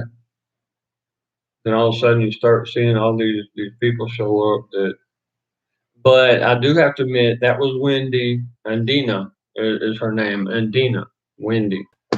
Um, Wendy is her second name, her middle name. But she's a pharmacist that used to take care of me. when I was out on the coast over there, had a couple of boats, fishing boats, and my lung was failing me. I was literally coughing up blood and stuff. It was ugly, dude. I mean, I even scared myself. I can imagine how the people around me felt. And no matter where I'm at, from Alaska all the way down to Chile, it's kind of obligated. Each government's obligated to take care of us, right? And of course, I did little missions and gave them, strategic advice and stuff like that about certain issues. But what's really interesting is that I am about to start buying property, and then all of a sudden, these people start calling me, "Hey, Dallas, God bless you, man. I hope everything's going all right."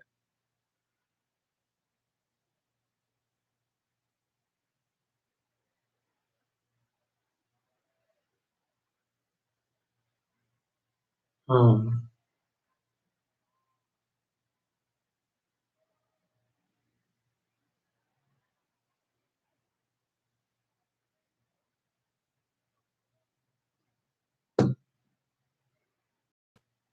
and y'all have not seen any fake churches like the ones you will see down here. Seriously, guys. This is some of the things you hear them actually say. If you understood the language, it's insane, man. Seriously. Talking about perverting the word of God.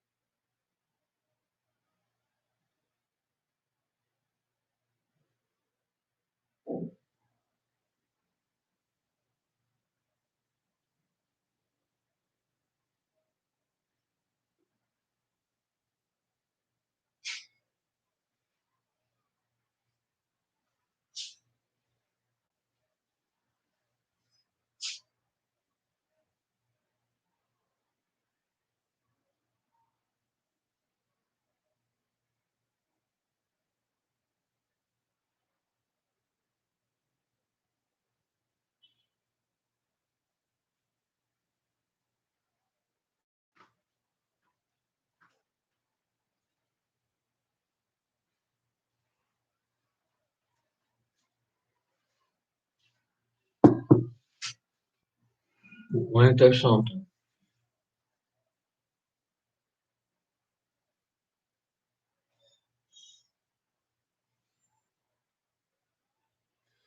I have to get them activated as quick as possible to do this the right way.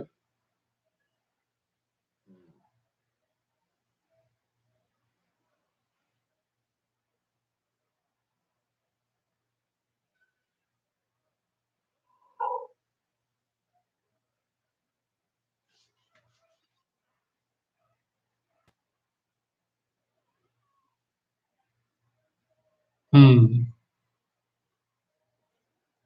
Oh, Bruce. Yeah, it's a soup mug basically, but I use it for tea. Cause bro, is as wide as it is, the oh the smell of the cinnamon and the honey and the ginger. What I'm using today is lemon leaves, fresh green lemon leaves, and this is the very last one too. Hmm. And I'll probably crack open a beer. Mm. Ah, I love it.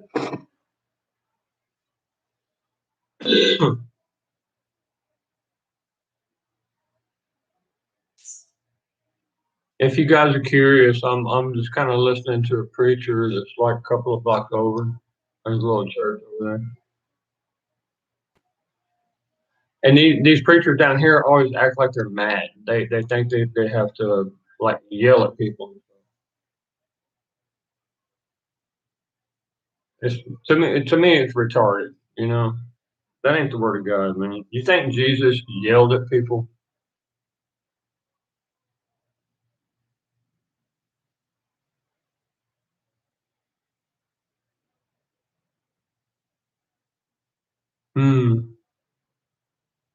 Would you look at that? That's pretty smart. See, our tents in Iraq had this like 2.5 foot duct going to it for air circulation because we had the big tents, like 40 soldier tents, right? Well, 30 soldier tents. And you have an air conditioning unit that's outside, and you got a 20K generator going day and night, I mean, nonstop. And if you stand in front of the intake for the air duct and you fart real good, then everybody inside the tent will smell your fart. And we had a group of guys that were actually doing that. It's freaking disgusting. And so I started making them do sit-ups so that they would actually, you know, have to go to the restroom. And I stuck them on a specific diet of a lot of fiber, like prunes and dates and vegetables and salads, so that they wouldn't have gas anymore.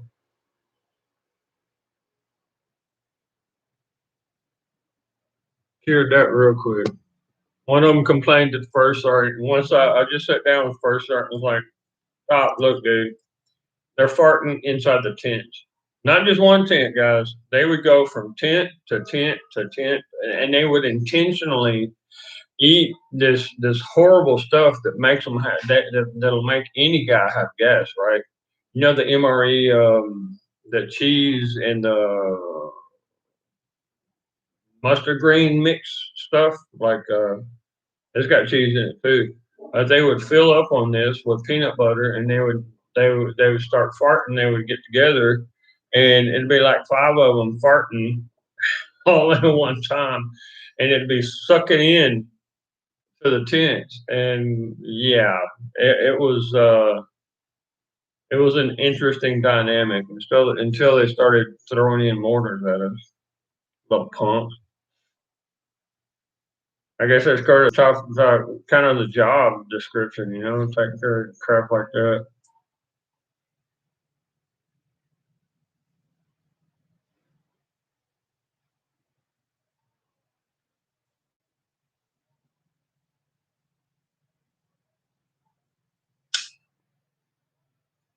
Charlie, you okay, buddy? Huh? I just heard something crash back there. Hey, Bruce.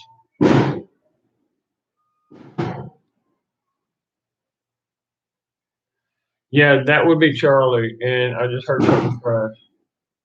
Charlie, come on, big boy.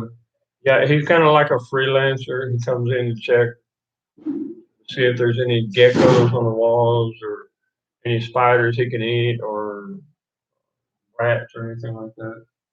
The other day, we got field rats. They're just little bitty old mice like that, but they'll get into your grains, right? They'll start eating your corn, and they'll make a little bitty hole in the side of the bag, or rice or beans. They'll start, you know, messing with things. And once they get in, normally down here the humidity is so high, you leave the door open all day. That's how that crap happened on the wall. And Charlie, yeah, I'm trying to call him, dude. That's a handsome little cat, ain't he? I mean, he gets around, dude. He does. He takes care of everything. I mean, you're looking at like 3 acres over here, and we're up above everything else. Now, the next door neighbor, like over there, that's where he lives. But he always comes over here in the morning when I'm drinking a tea I'll be sitting out on the porch and he'll come sit right beside me. It's a good cat. He's very respectful.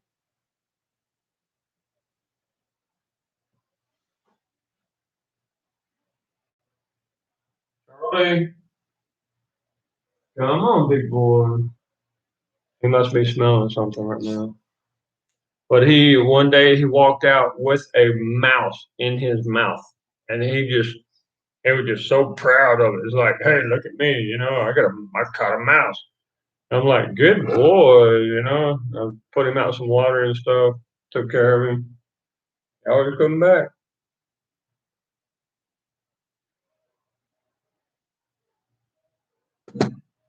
I'm kind of a cat person, y'all.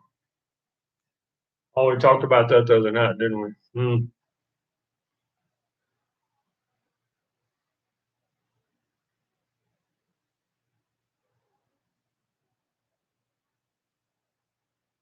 Yeah, Susan, that karma, angels see everything. Guys, come on now. You're a soul trapped in a human body for a particular period of time, and what you do during this time is you have karma.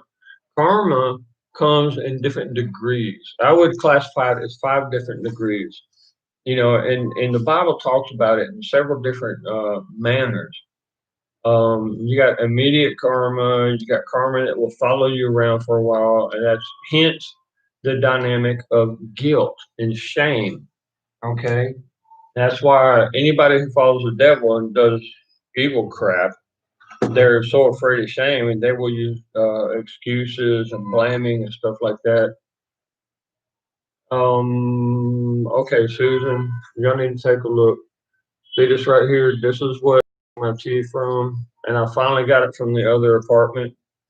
And man, it's so nice. And you can smell the tea. It is so beautiful. And the cinnamon with the ginger and the honey and the lemon leaves. Oh man, it's so good, y'all.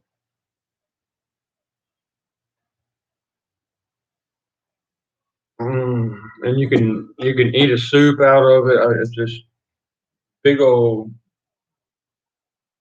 big old mug, It's beautiful. Charlie, come on, big boy. I bet you anything's chasing something down.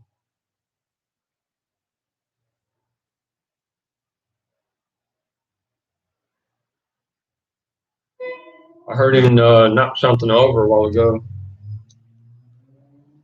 which means he's chasing something, which means he found something, which means that it's worth him staying here longer. So we'll take a look at the black and white cat here in a little bit when he's done doing what he does. Yeah, you get cinnamon with lemon leaves and some ginger with some honey. Oh man, it's beautiful. And see what I like about this mug is it's so wide, and it just the vapor comes straight off of it. It's beautiful. Man, y'all gonna make me drink this quicker than I should. If you drink too much honey at one time, you kind of have like bowel problems.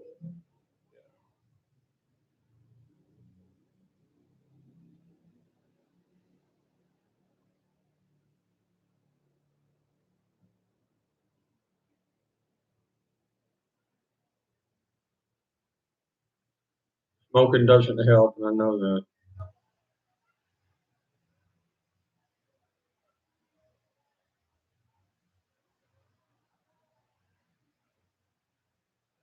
See, we got a church like a couple of blocks over, and I'm kind of listening to what the guy's preaching.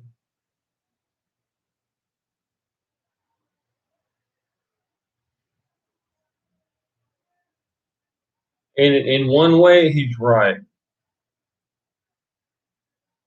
You got to look for Jesus, right? And no matter what reto or challenge in this life that you have. But you got to understand, you look for Jesus in prayer, and prayer without faith is null. It's nothing. Okay, now faith without action is dead. So it's like a three-step process, y'all. Just like you have to recognize a problem, which means confess. Then you have to repent, which means change your habit.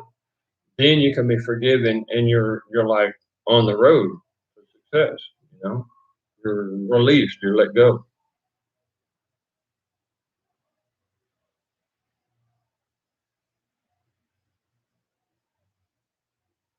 But these guys go on and on and on about the simplest thing, and I'm like, okay, where's the next level? You know, what is that?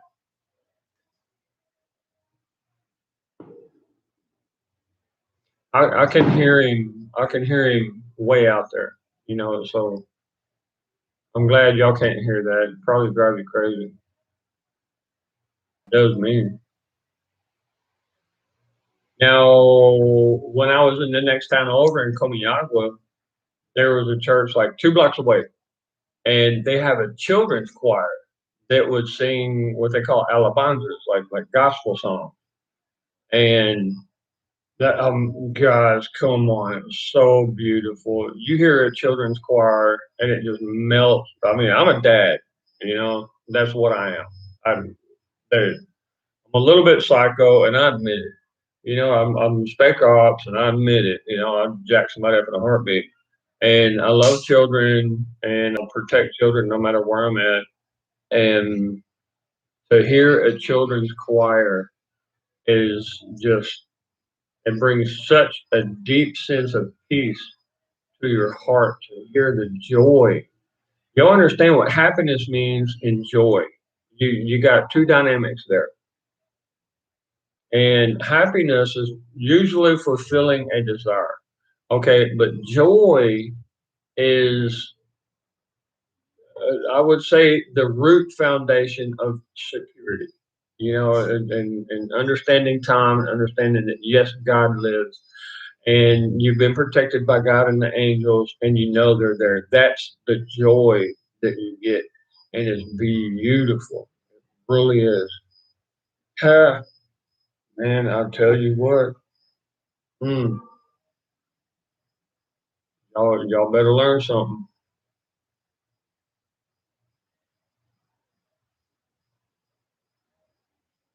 And what a lot of these people are missing is joy, you know. And it's kind of sad to see that, you know. It's not like they're quite empty vessels walking around, but when Genesis talk, I mean not Genesis, but Revelations talks about the dead generation, the generation without a soul. You have to take a look around and you have to ask yourself, are we actually entering into the time change in humanity where there is an empty generation, just soulless? They're lost, you know, and you see some of these Antifa kids and BLM and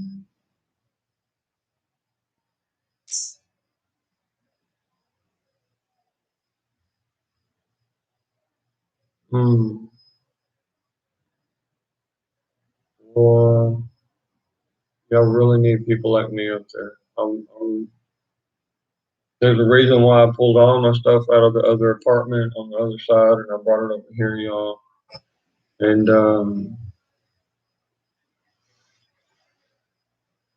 asked for.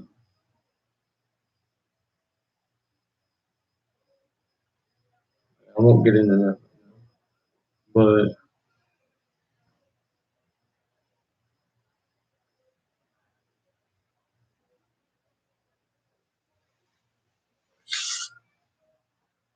we see our government getting torn in half. We see our society getting torn in half. It's methodical. There's a method to it, y'all. And if you see what happened to every country since World War II, you know, looking at Russia, looking at Germany and Hitler. What next? You're going to see, if nobody stands up, you're going to see big old signs on a part of the city saying quarantine area, you know, do not enter. And they're going to be taking hundreds of people out every day, lying to them, saying, hey, we got a cure for you. And they're going to take them and give them cyanide gas and kill them and burn their body. Come on, y'all. Wake up.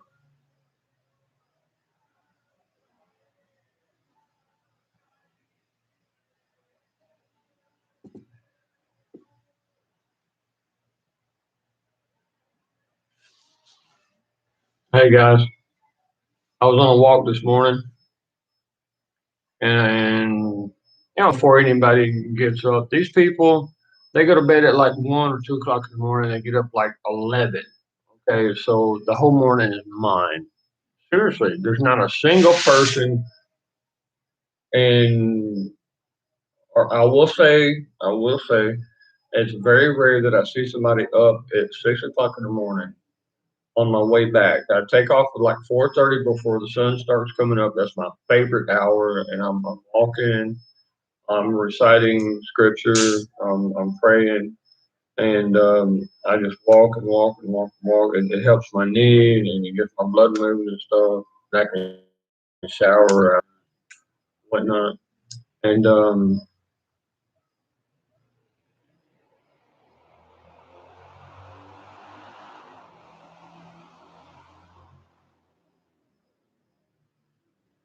but you have time to think about these things. You know what I mean? And I know you guys are pretty busy. You have responsibilities, but my responsibilities are a little bit different. Okay, so I focus on them. And you see how society is fluctuating.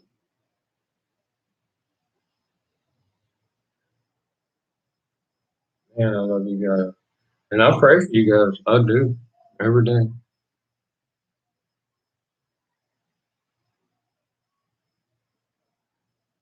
Yeah. Y'all are pretty special. Especially you, Miriam. What the heck, man? Where did you come from? You know, you're like a dynamic that's very rare in this world. You got to understand who you really are. You know, you seriously. You think I'm kidding? I mean, every one of these hearts here that you're talking to, they probably feel the same way. You know, Dallas is still trying to catch his feet on the ground. You know, you see the cartoons where somebody's got their feet going like that until they hit the ground, and then that's what I see Dallas as. He's trying to get things going,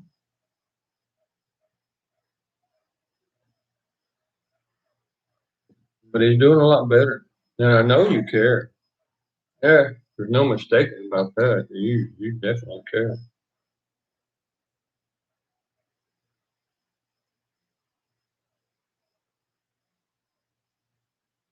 We got a couple of frogs singing to me tonight. Yeah, ain't no kidding.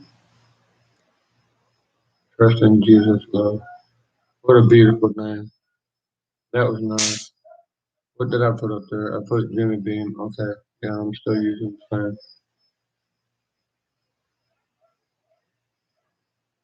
Hope they will do that. Yeah. Bruce, you don't like mushrooms, do you? Or you don't eat much mushroom. If you did, you'll learn that mushrooms, especially the big ones you find in the supermarket, they help take pain away and inflammation away. Um, I know about the moderate cures that we have available to us, but mushrooms are like an ancient secret. They really are. That's where you get mushroom soup, split pea soup. Oh my God, I miss split pea soup. Y'all, Who here remembers split pea soup with mushrooms in it? I mean, my mama used to hook me up with that. She would chop up an onion, put in there. It was just good, Lord. Lordy, Lordy. It was so beautiful.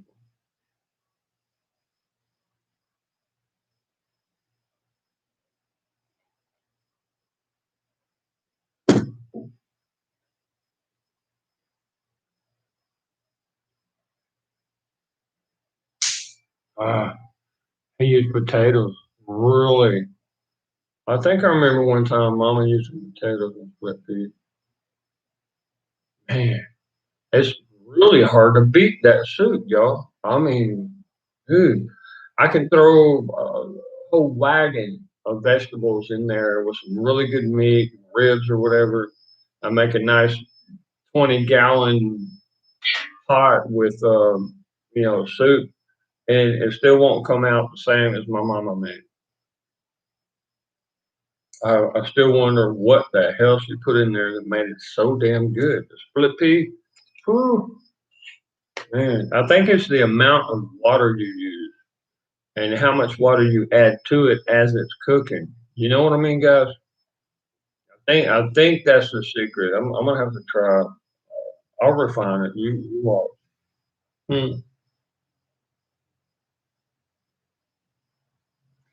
Because I'll put a little bit of oil with the onions in there, chopped up real fine, and fry it a little bit before I add water. Then the split peas and everything, just the way Mama did. But you might have a key there where you have to what they call in Spanish sofrir, like suffer the meat, like fry it a little bit before you put it in the soup. I think that's what I'm missing, or maybe some kind of spice or something.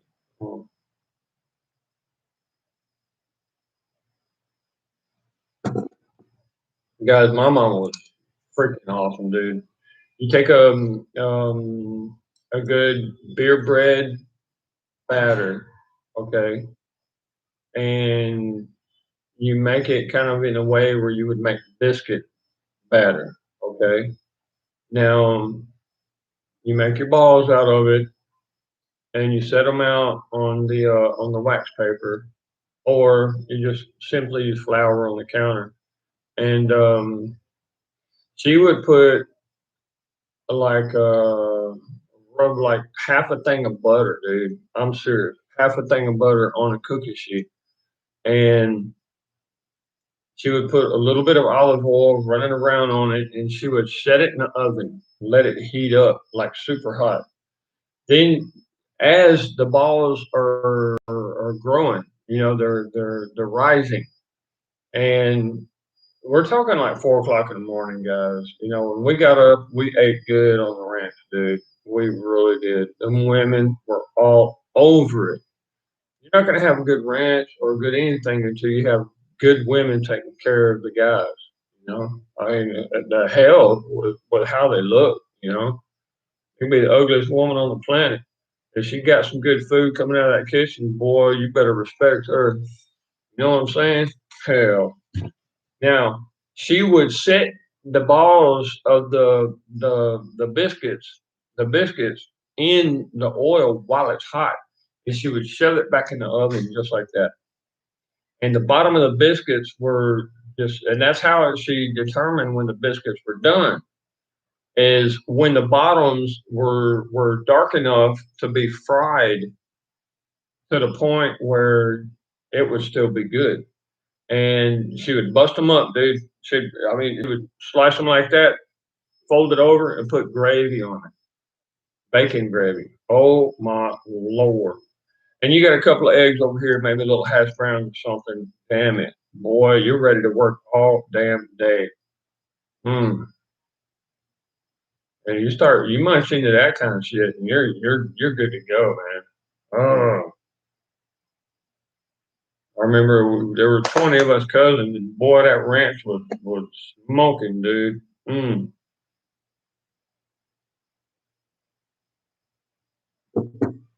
We supplied food for, good Lord, God knows how many families. So nice. And you always miss that, you know what I mean? You always miss that. I try to give that to my kids, but there's some bullshit that I gotta take care of, you know. Cultural friction, what do you call it? Culture shock kind of bullshit. Yeah. And I'm like, fuck you, man. You gonna try to give me an excuse? You're gonna try to label this shit? Fucker said, okay, sickness and in health, richer or poor, till death do us part. I will be like your rib by your side, just the way Genesis said in the Bible. So why the fuck you on the street?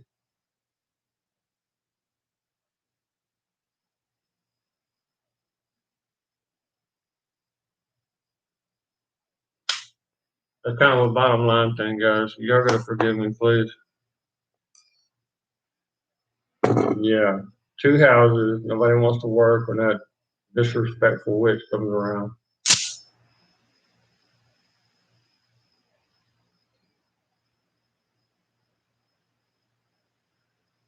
Mm. Yeah, y'all. I need some prayers, y'all. I really do. Please, every one of y'all. Please, please, please. Send up some prayers. I need it. I hope you can hear me. I'm reaching out real far out, guys. Come on, man.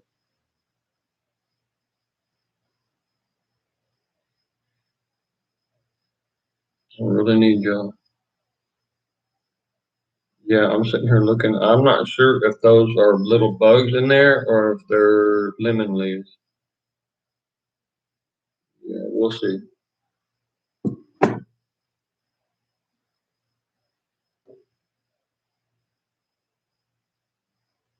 Yeah. Well, Susie, you're a wonderful, wonderful woman.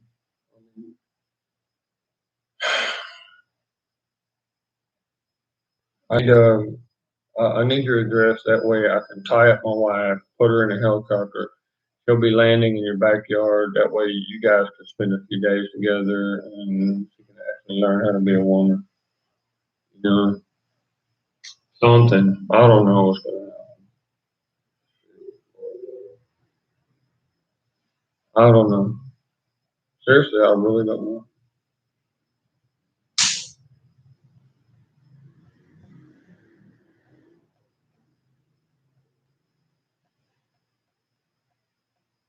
Mm.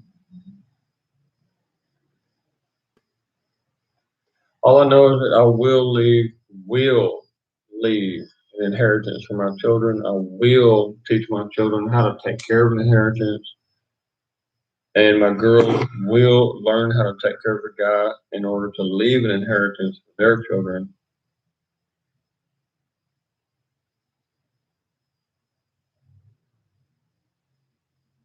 And I'm the type of person that I do not believe in excuses, y'all. I think that's kind of obvious by now. Yeah. I don't like excuses.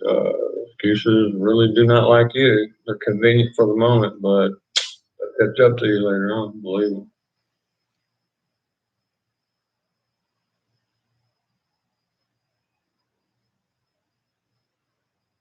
Yeah, I knew it. You got me on the thumb, too.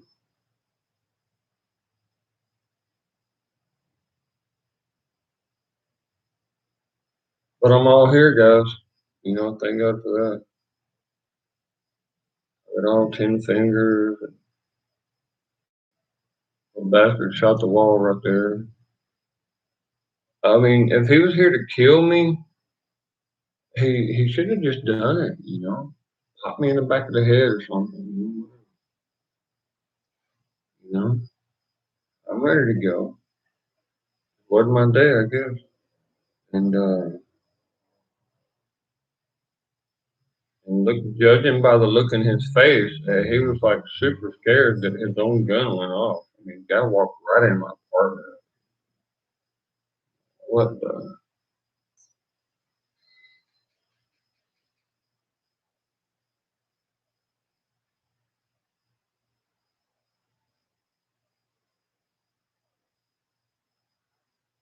Oh, I'm so sorry.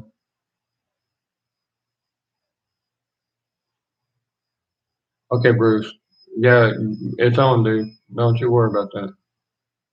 I'll take care of that, man. Okay. I know you're probably gone by now, but love, trust, and respect, and all of that is judged by action. And darling, you know that action means everything. You know, it really does. That's what the Bible means. That's what it's trying to tell you when it says faith without action is dead. It means nothing. Sorry, y'all. I was just cleaning my ear out with a key, which I highly recommend if you know what you're doing. But I'm kind of shaky, so on this side anyway. Side the mortar went off really close.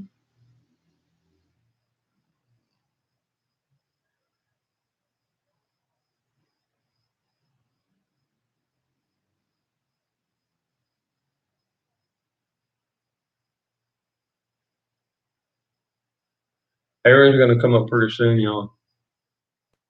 Let me see. Yep,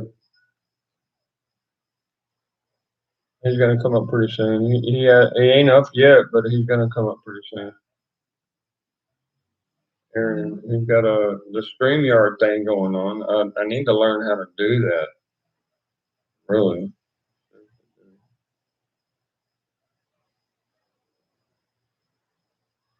Um, I know y'all get sick of this. Oh,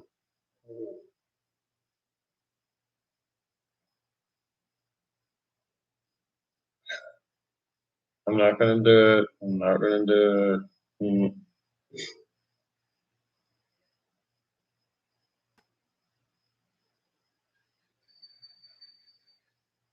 I will do this though.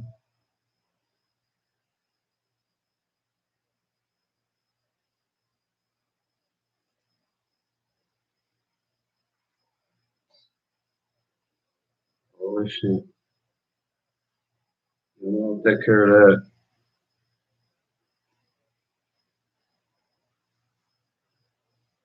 Hold on, damn it. What does it always do this?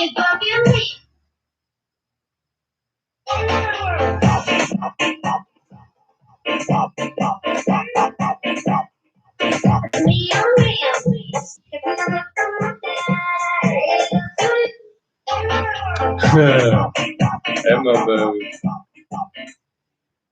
Yeah. That ain't actually the picture I was looking for, y'all, but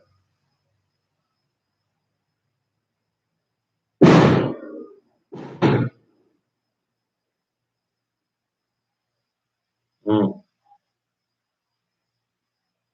yeah. You hear the fireworks they're shooting off, right? So you're talking about the Catholic Church. They do that. That's how they motivate people here in Central America. Can you believe that Trump signed the 1776 Act? How much more clear can it be that he's saying, yeah, come screw with me, you know? Is that cute or what, y'all?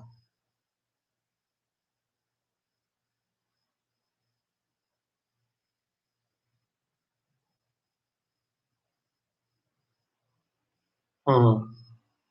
You don't really have to follow a religion, Mom. Yeah. You just have to understand that um that God is real, you know, and the angels are real. And that's what he's looking for. Stomp my flag, I'll stomp your ass.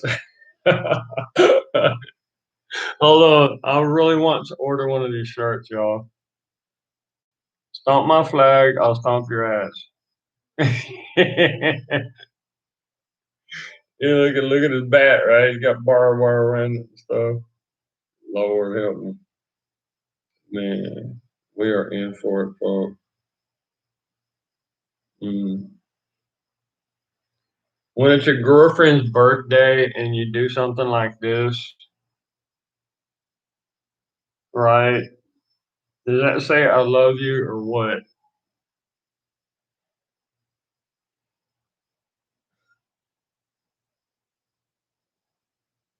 Oh boy. What are we gonna do, folks?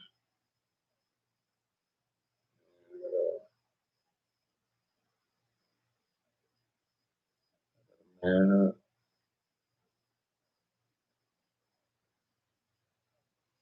But I got so many things going on here.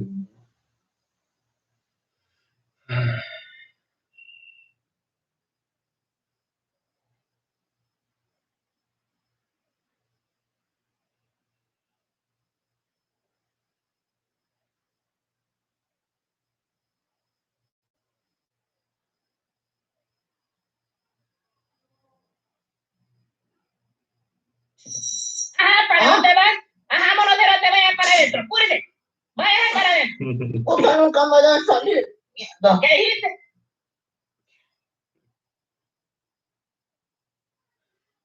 Yeah, I love some. They're so. Anyway, all right. We'll leave that alone, guys.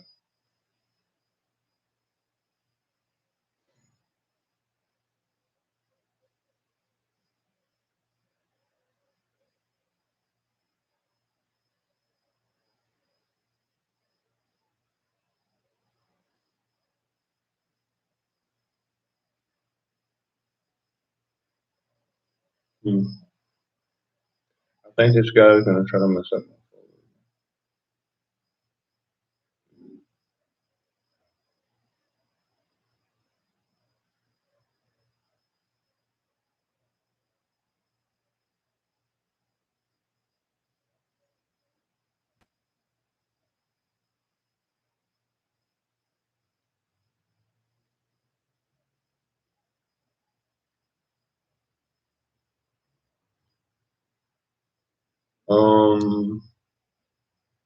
Susan,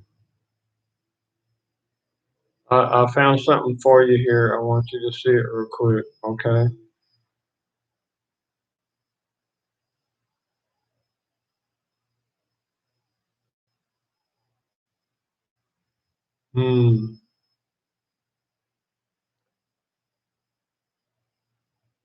Yeah.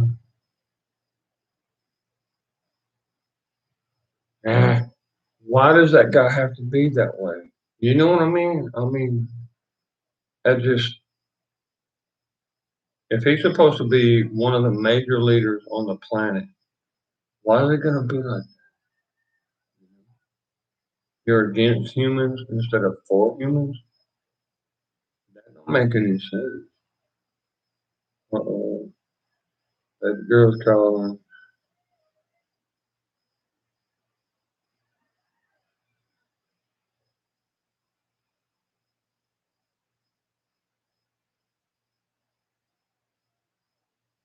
Honey, I hope everything's going okay for you, baby. Would you give these people a call, mommy?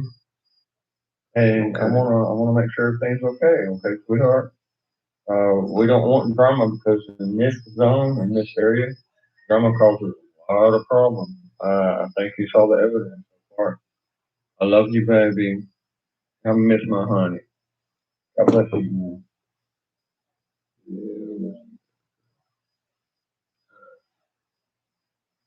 Daddy, I want you to ask forgiveness to Mark and Raylan for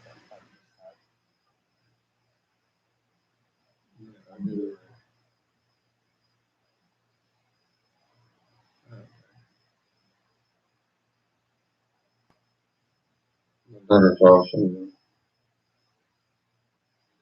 The thing is, what I said, they're like control freaks. Not When are you going to start the music, Daddy? Baby girl, I know you probably feeling like nobody cares. Yeah. Like you're trying to fix it. Can you hear that? I know. Yeah, I think it's something more than the UN.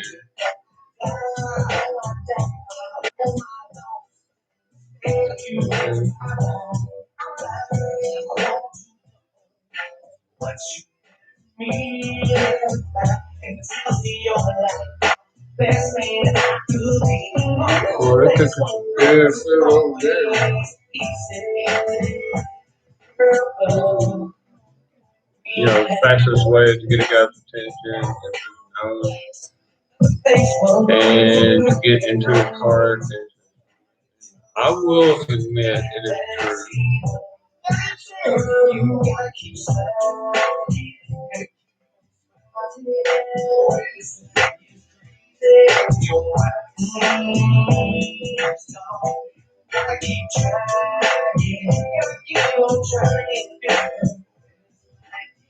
Yeah, where things are right now.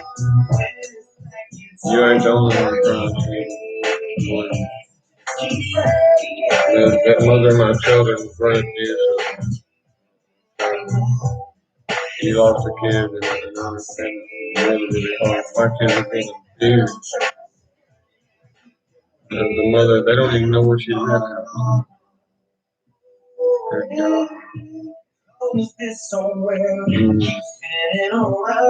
bodyguard can. I'm not just settled on her. Like, both of them are women. They really don't like her. They were there when we were on the beach. I invited my kids over to the beach.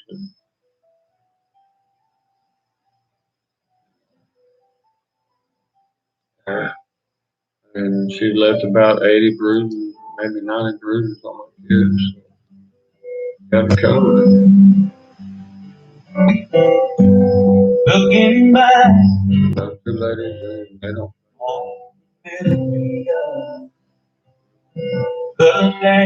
That's the mother of my kids, though, you know.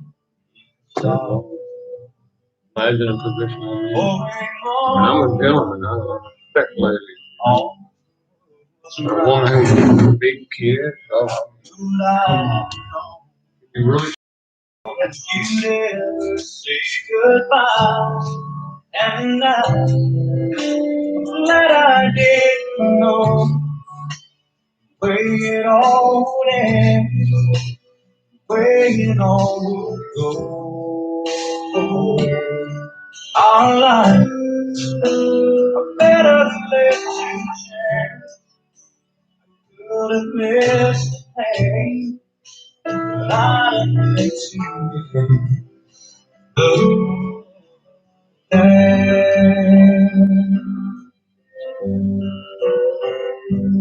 holding you,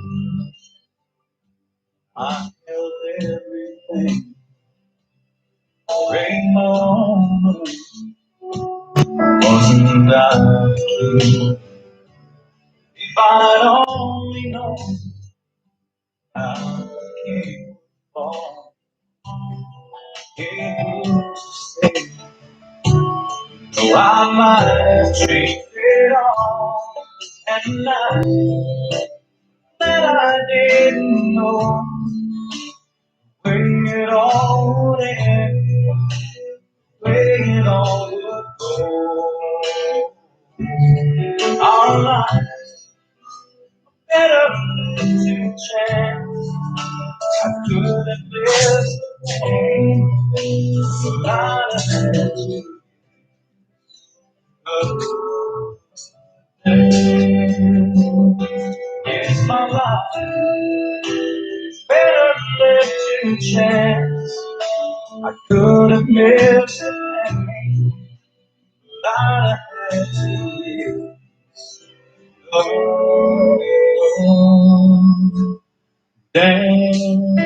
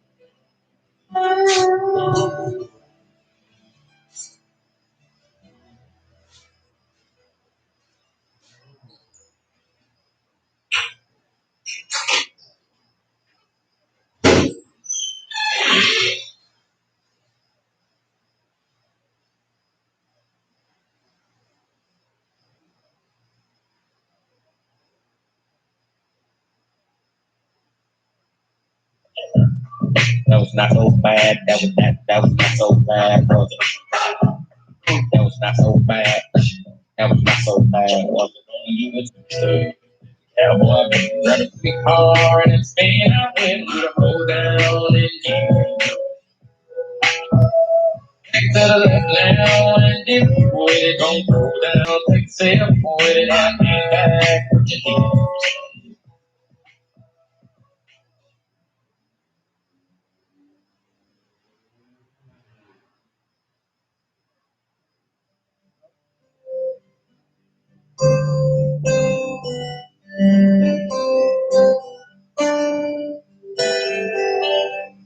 Honey's daddy was taking fishing. He was 8 years old. Little girl came through the front gate, holding a fishing pole. His dad looked down and smiled, said, "We gave her behind. Son, I know you don't want her to go. Someday you'll change your mind." And Johnny said, "Give me something, take time to something. Take my best friend home. Take anybody that you want that. Long as she don't go, take any boy in the world. That it please don't take the girl." Come on.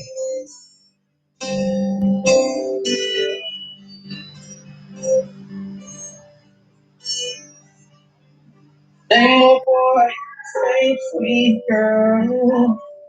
Here down the road. He had a tired and kissed her music. One of the picture show. Stranger came and pulled a gun. Wrapped her by the arm. Said if you do as I tell you to, there won't be any harm. And Johnny said, "Take my money, take my profit, take my credit card. Here's the watch that my grandpa gave me. Here's the key to my car. It's the key to the world. Oh, please don't take the girl." That's all.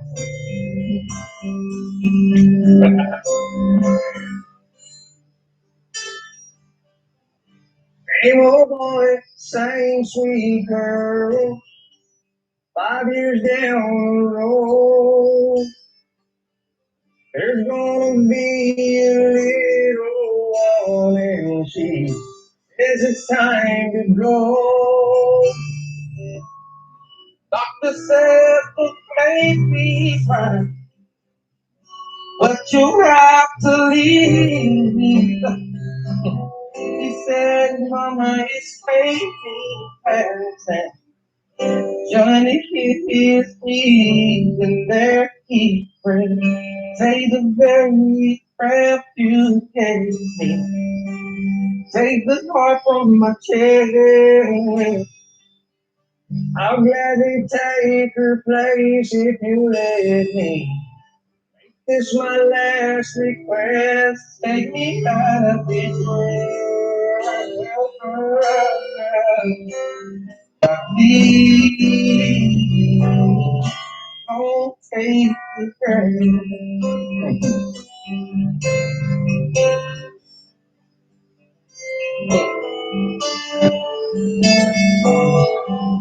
Honey's daddy was taking fishing. He was saying, "Oh,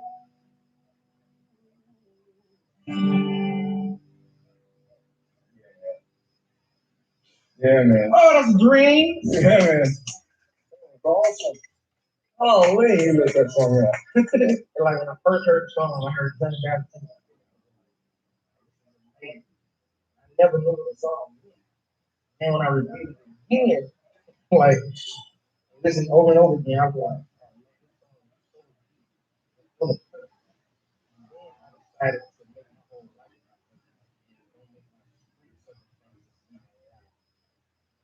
life. Oh man, that's hey, big fan, man. Let's do some more work together.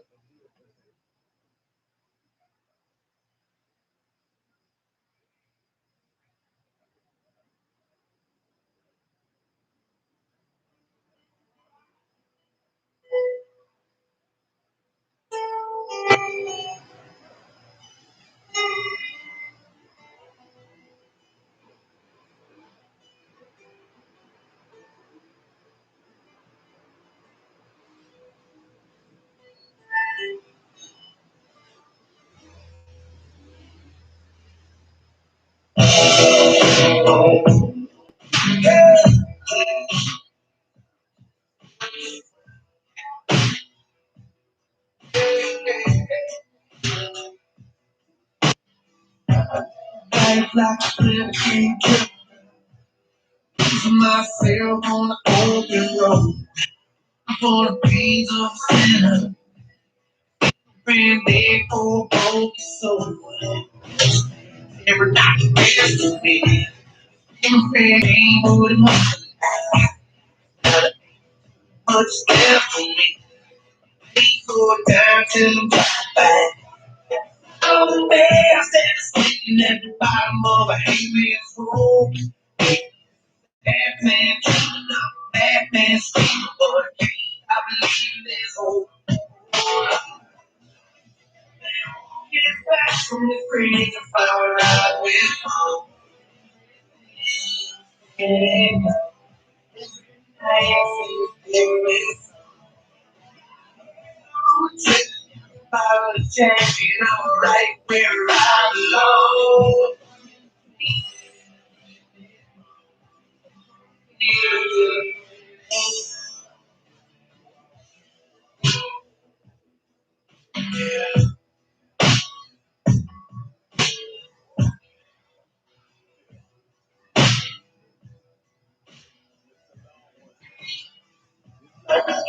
And it's open by sea, red ribbon on my face.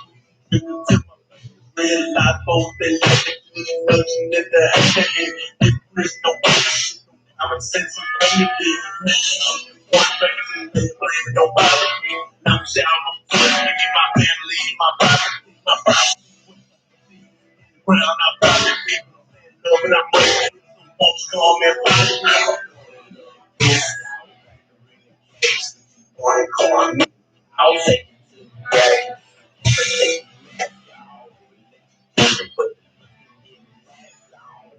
some money. I'll take all now. I'm a stand. Like a heel, but I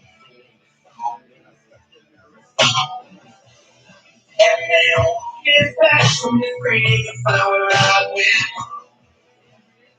understanding. I see got a power of champion, I'm right where I belong.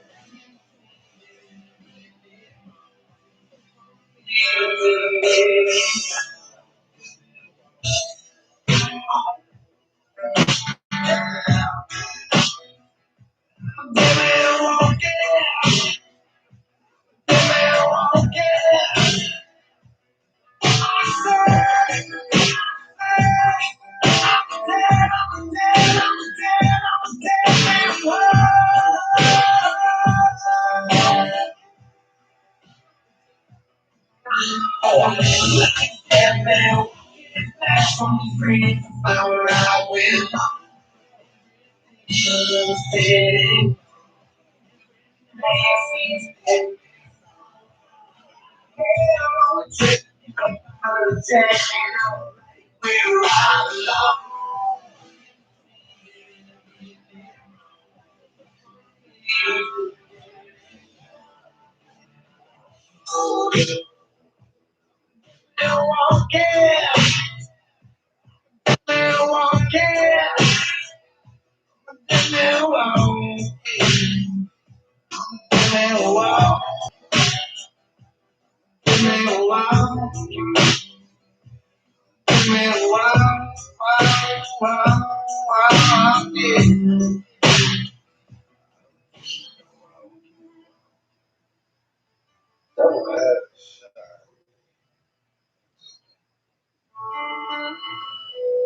Special.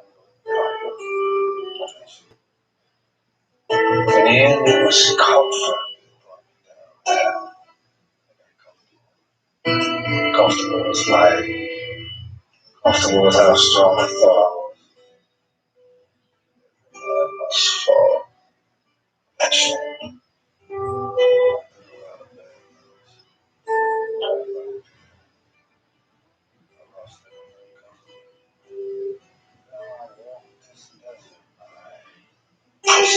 My punishment.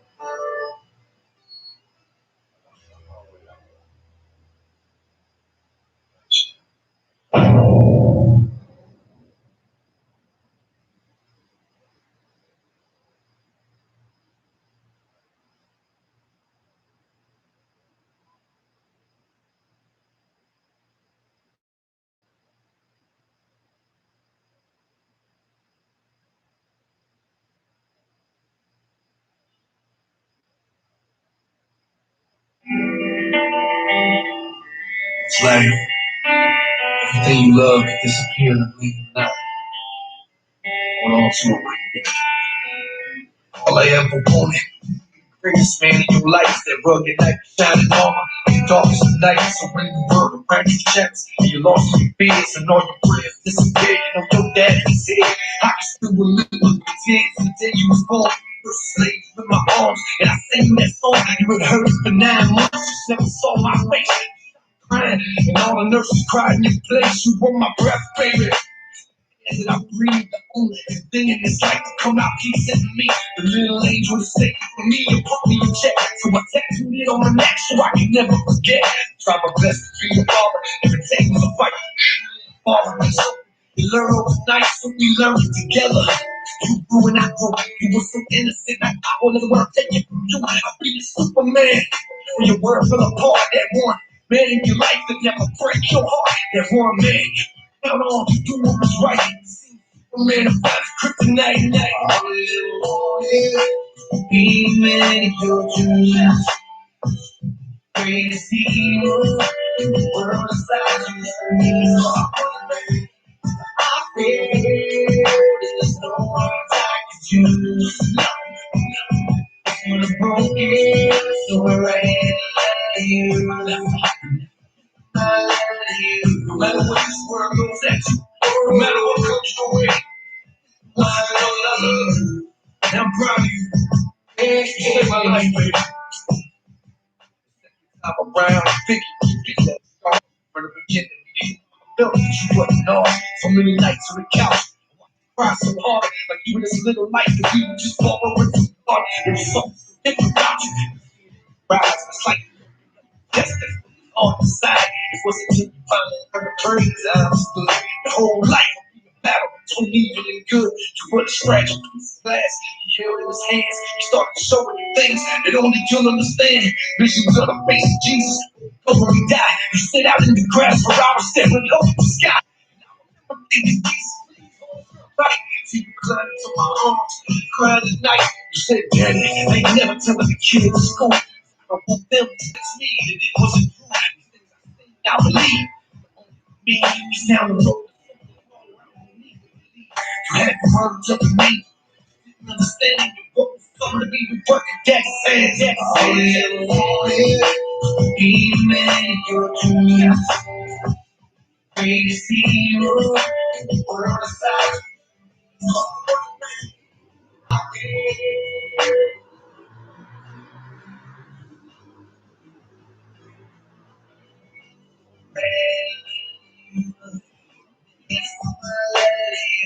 The day you were born, I believe with all my heart. And God, take my lesson, He made you. I'll never forget it. Walk while your tears run like a little blonde bullet flying out of a gun. Your mouth's faster than your feet. Man, hit that raw face first, get up and do it again. Once you hit your heart out, you know that daddy feels arms to keep it down. And it's the little things about you. Yeah, they should say the little scar beside your nose. When you could vibrate the little note you put in my bag when I leave out the door. The way you set close all over the floor. My little genius. Word is yours, that's for me. I wanted to give you so much more. One thing I never wanted to be a dad from this. You walk something before, turn around and miss it. So much time is bad. You forgot who I am. When you're walking down the aisle, it ain't me holding your hand. I know the blame is all mine. It's pain is yours. Just keep reading your Bible. Just keep doing your chores. Keep praying, keep believing. Keep trusting the Lord. And I promise one day, baby girl, you see our family restored. And I want it. Be made your dreams. Praise you. From the side you. I pray there's no words I can choose. No. For the broken, so we're right in like my lady. These are my last words. Oh, if this was my last song, my lady. There's nothing in this world I'd rather say. And I love you, bro. I go.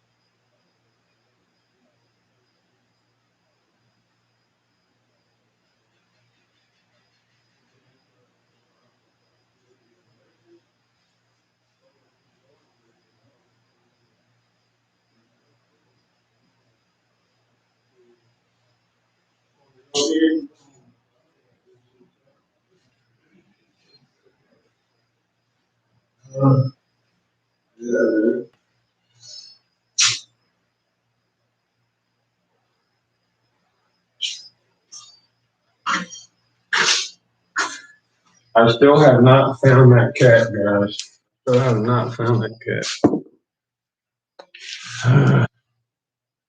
The last time this happened, the cat was inside my apartment for like 3 days, y'all, and I had to clean up like cat crap and cat pee and stuff, and I'm like,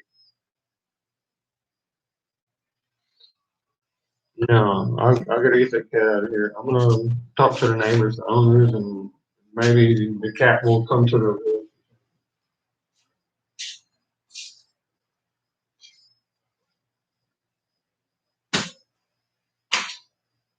Daniel, Daniel.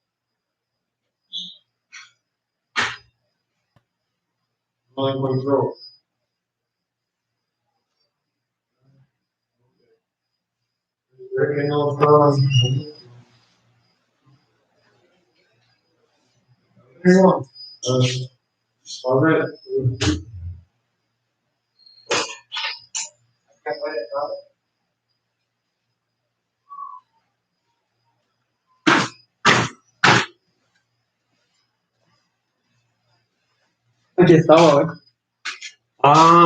Entonces ya salió por fuera. Ok, gracias, amigo.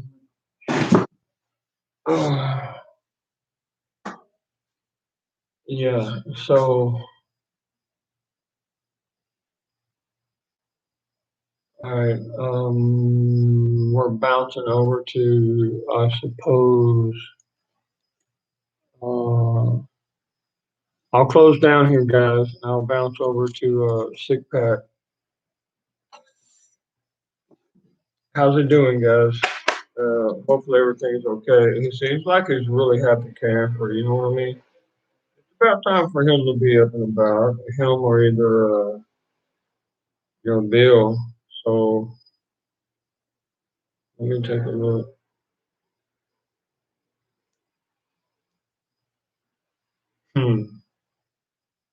My daughter.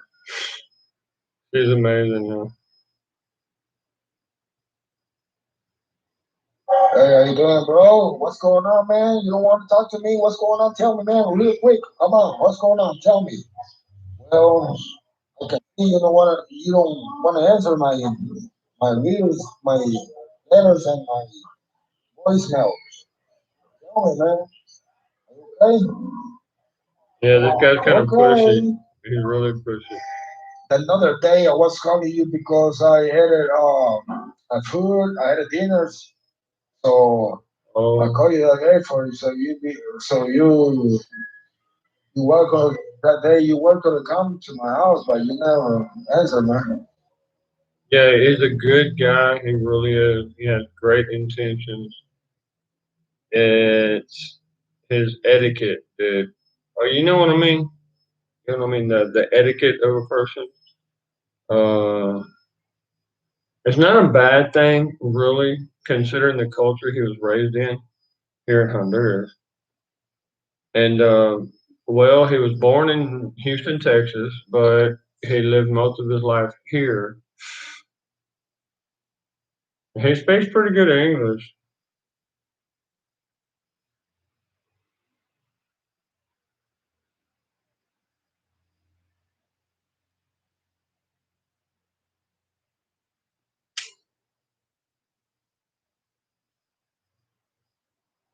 So I don't know, y'all. He sells some really good, like saltwater fish, though. He really does. Oh, I mean, like super fish. And he does. He spends a lot of time.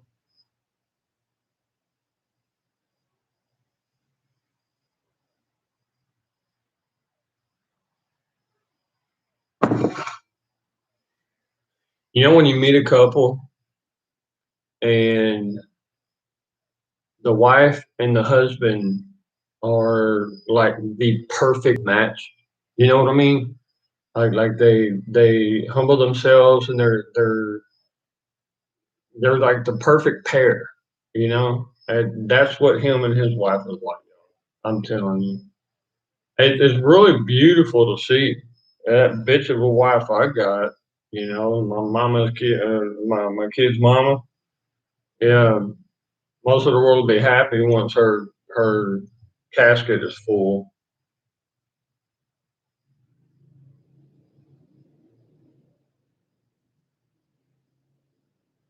I literally sent her a message the other day saying that your casket's going to be full of broken bones, and mine's going to be full of a man who fought till his last drop of blood to leave an inheritance for the kids. Because you don't give a flying two rats' ashes through the air. Wait a minute, did you see that? That was a rat's ass flying through the air. Yeah. So that's just how I am, guys. I'll just lay it out there, dude. I give a damn what anybody thinks. The truth is the truth. What the hell ever. A freaking excuse is a piece of shit. It gives an excuse. I'm sorry. Just the way I am.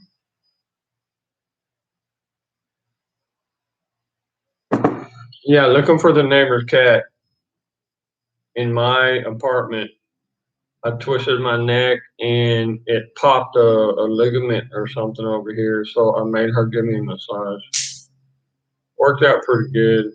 Mm. Let me see if sick pat's up, guys.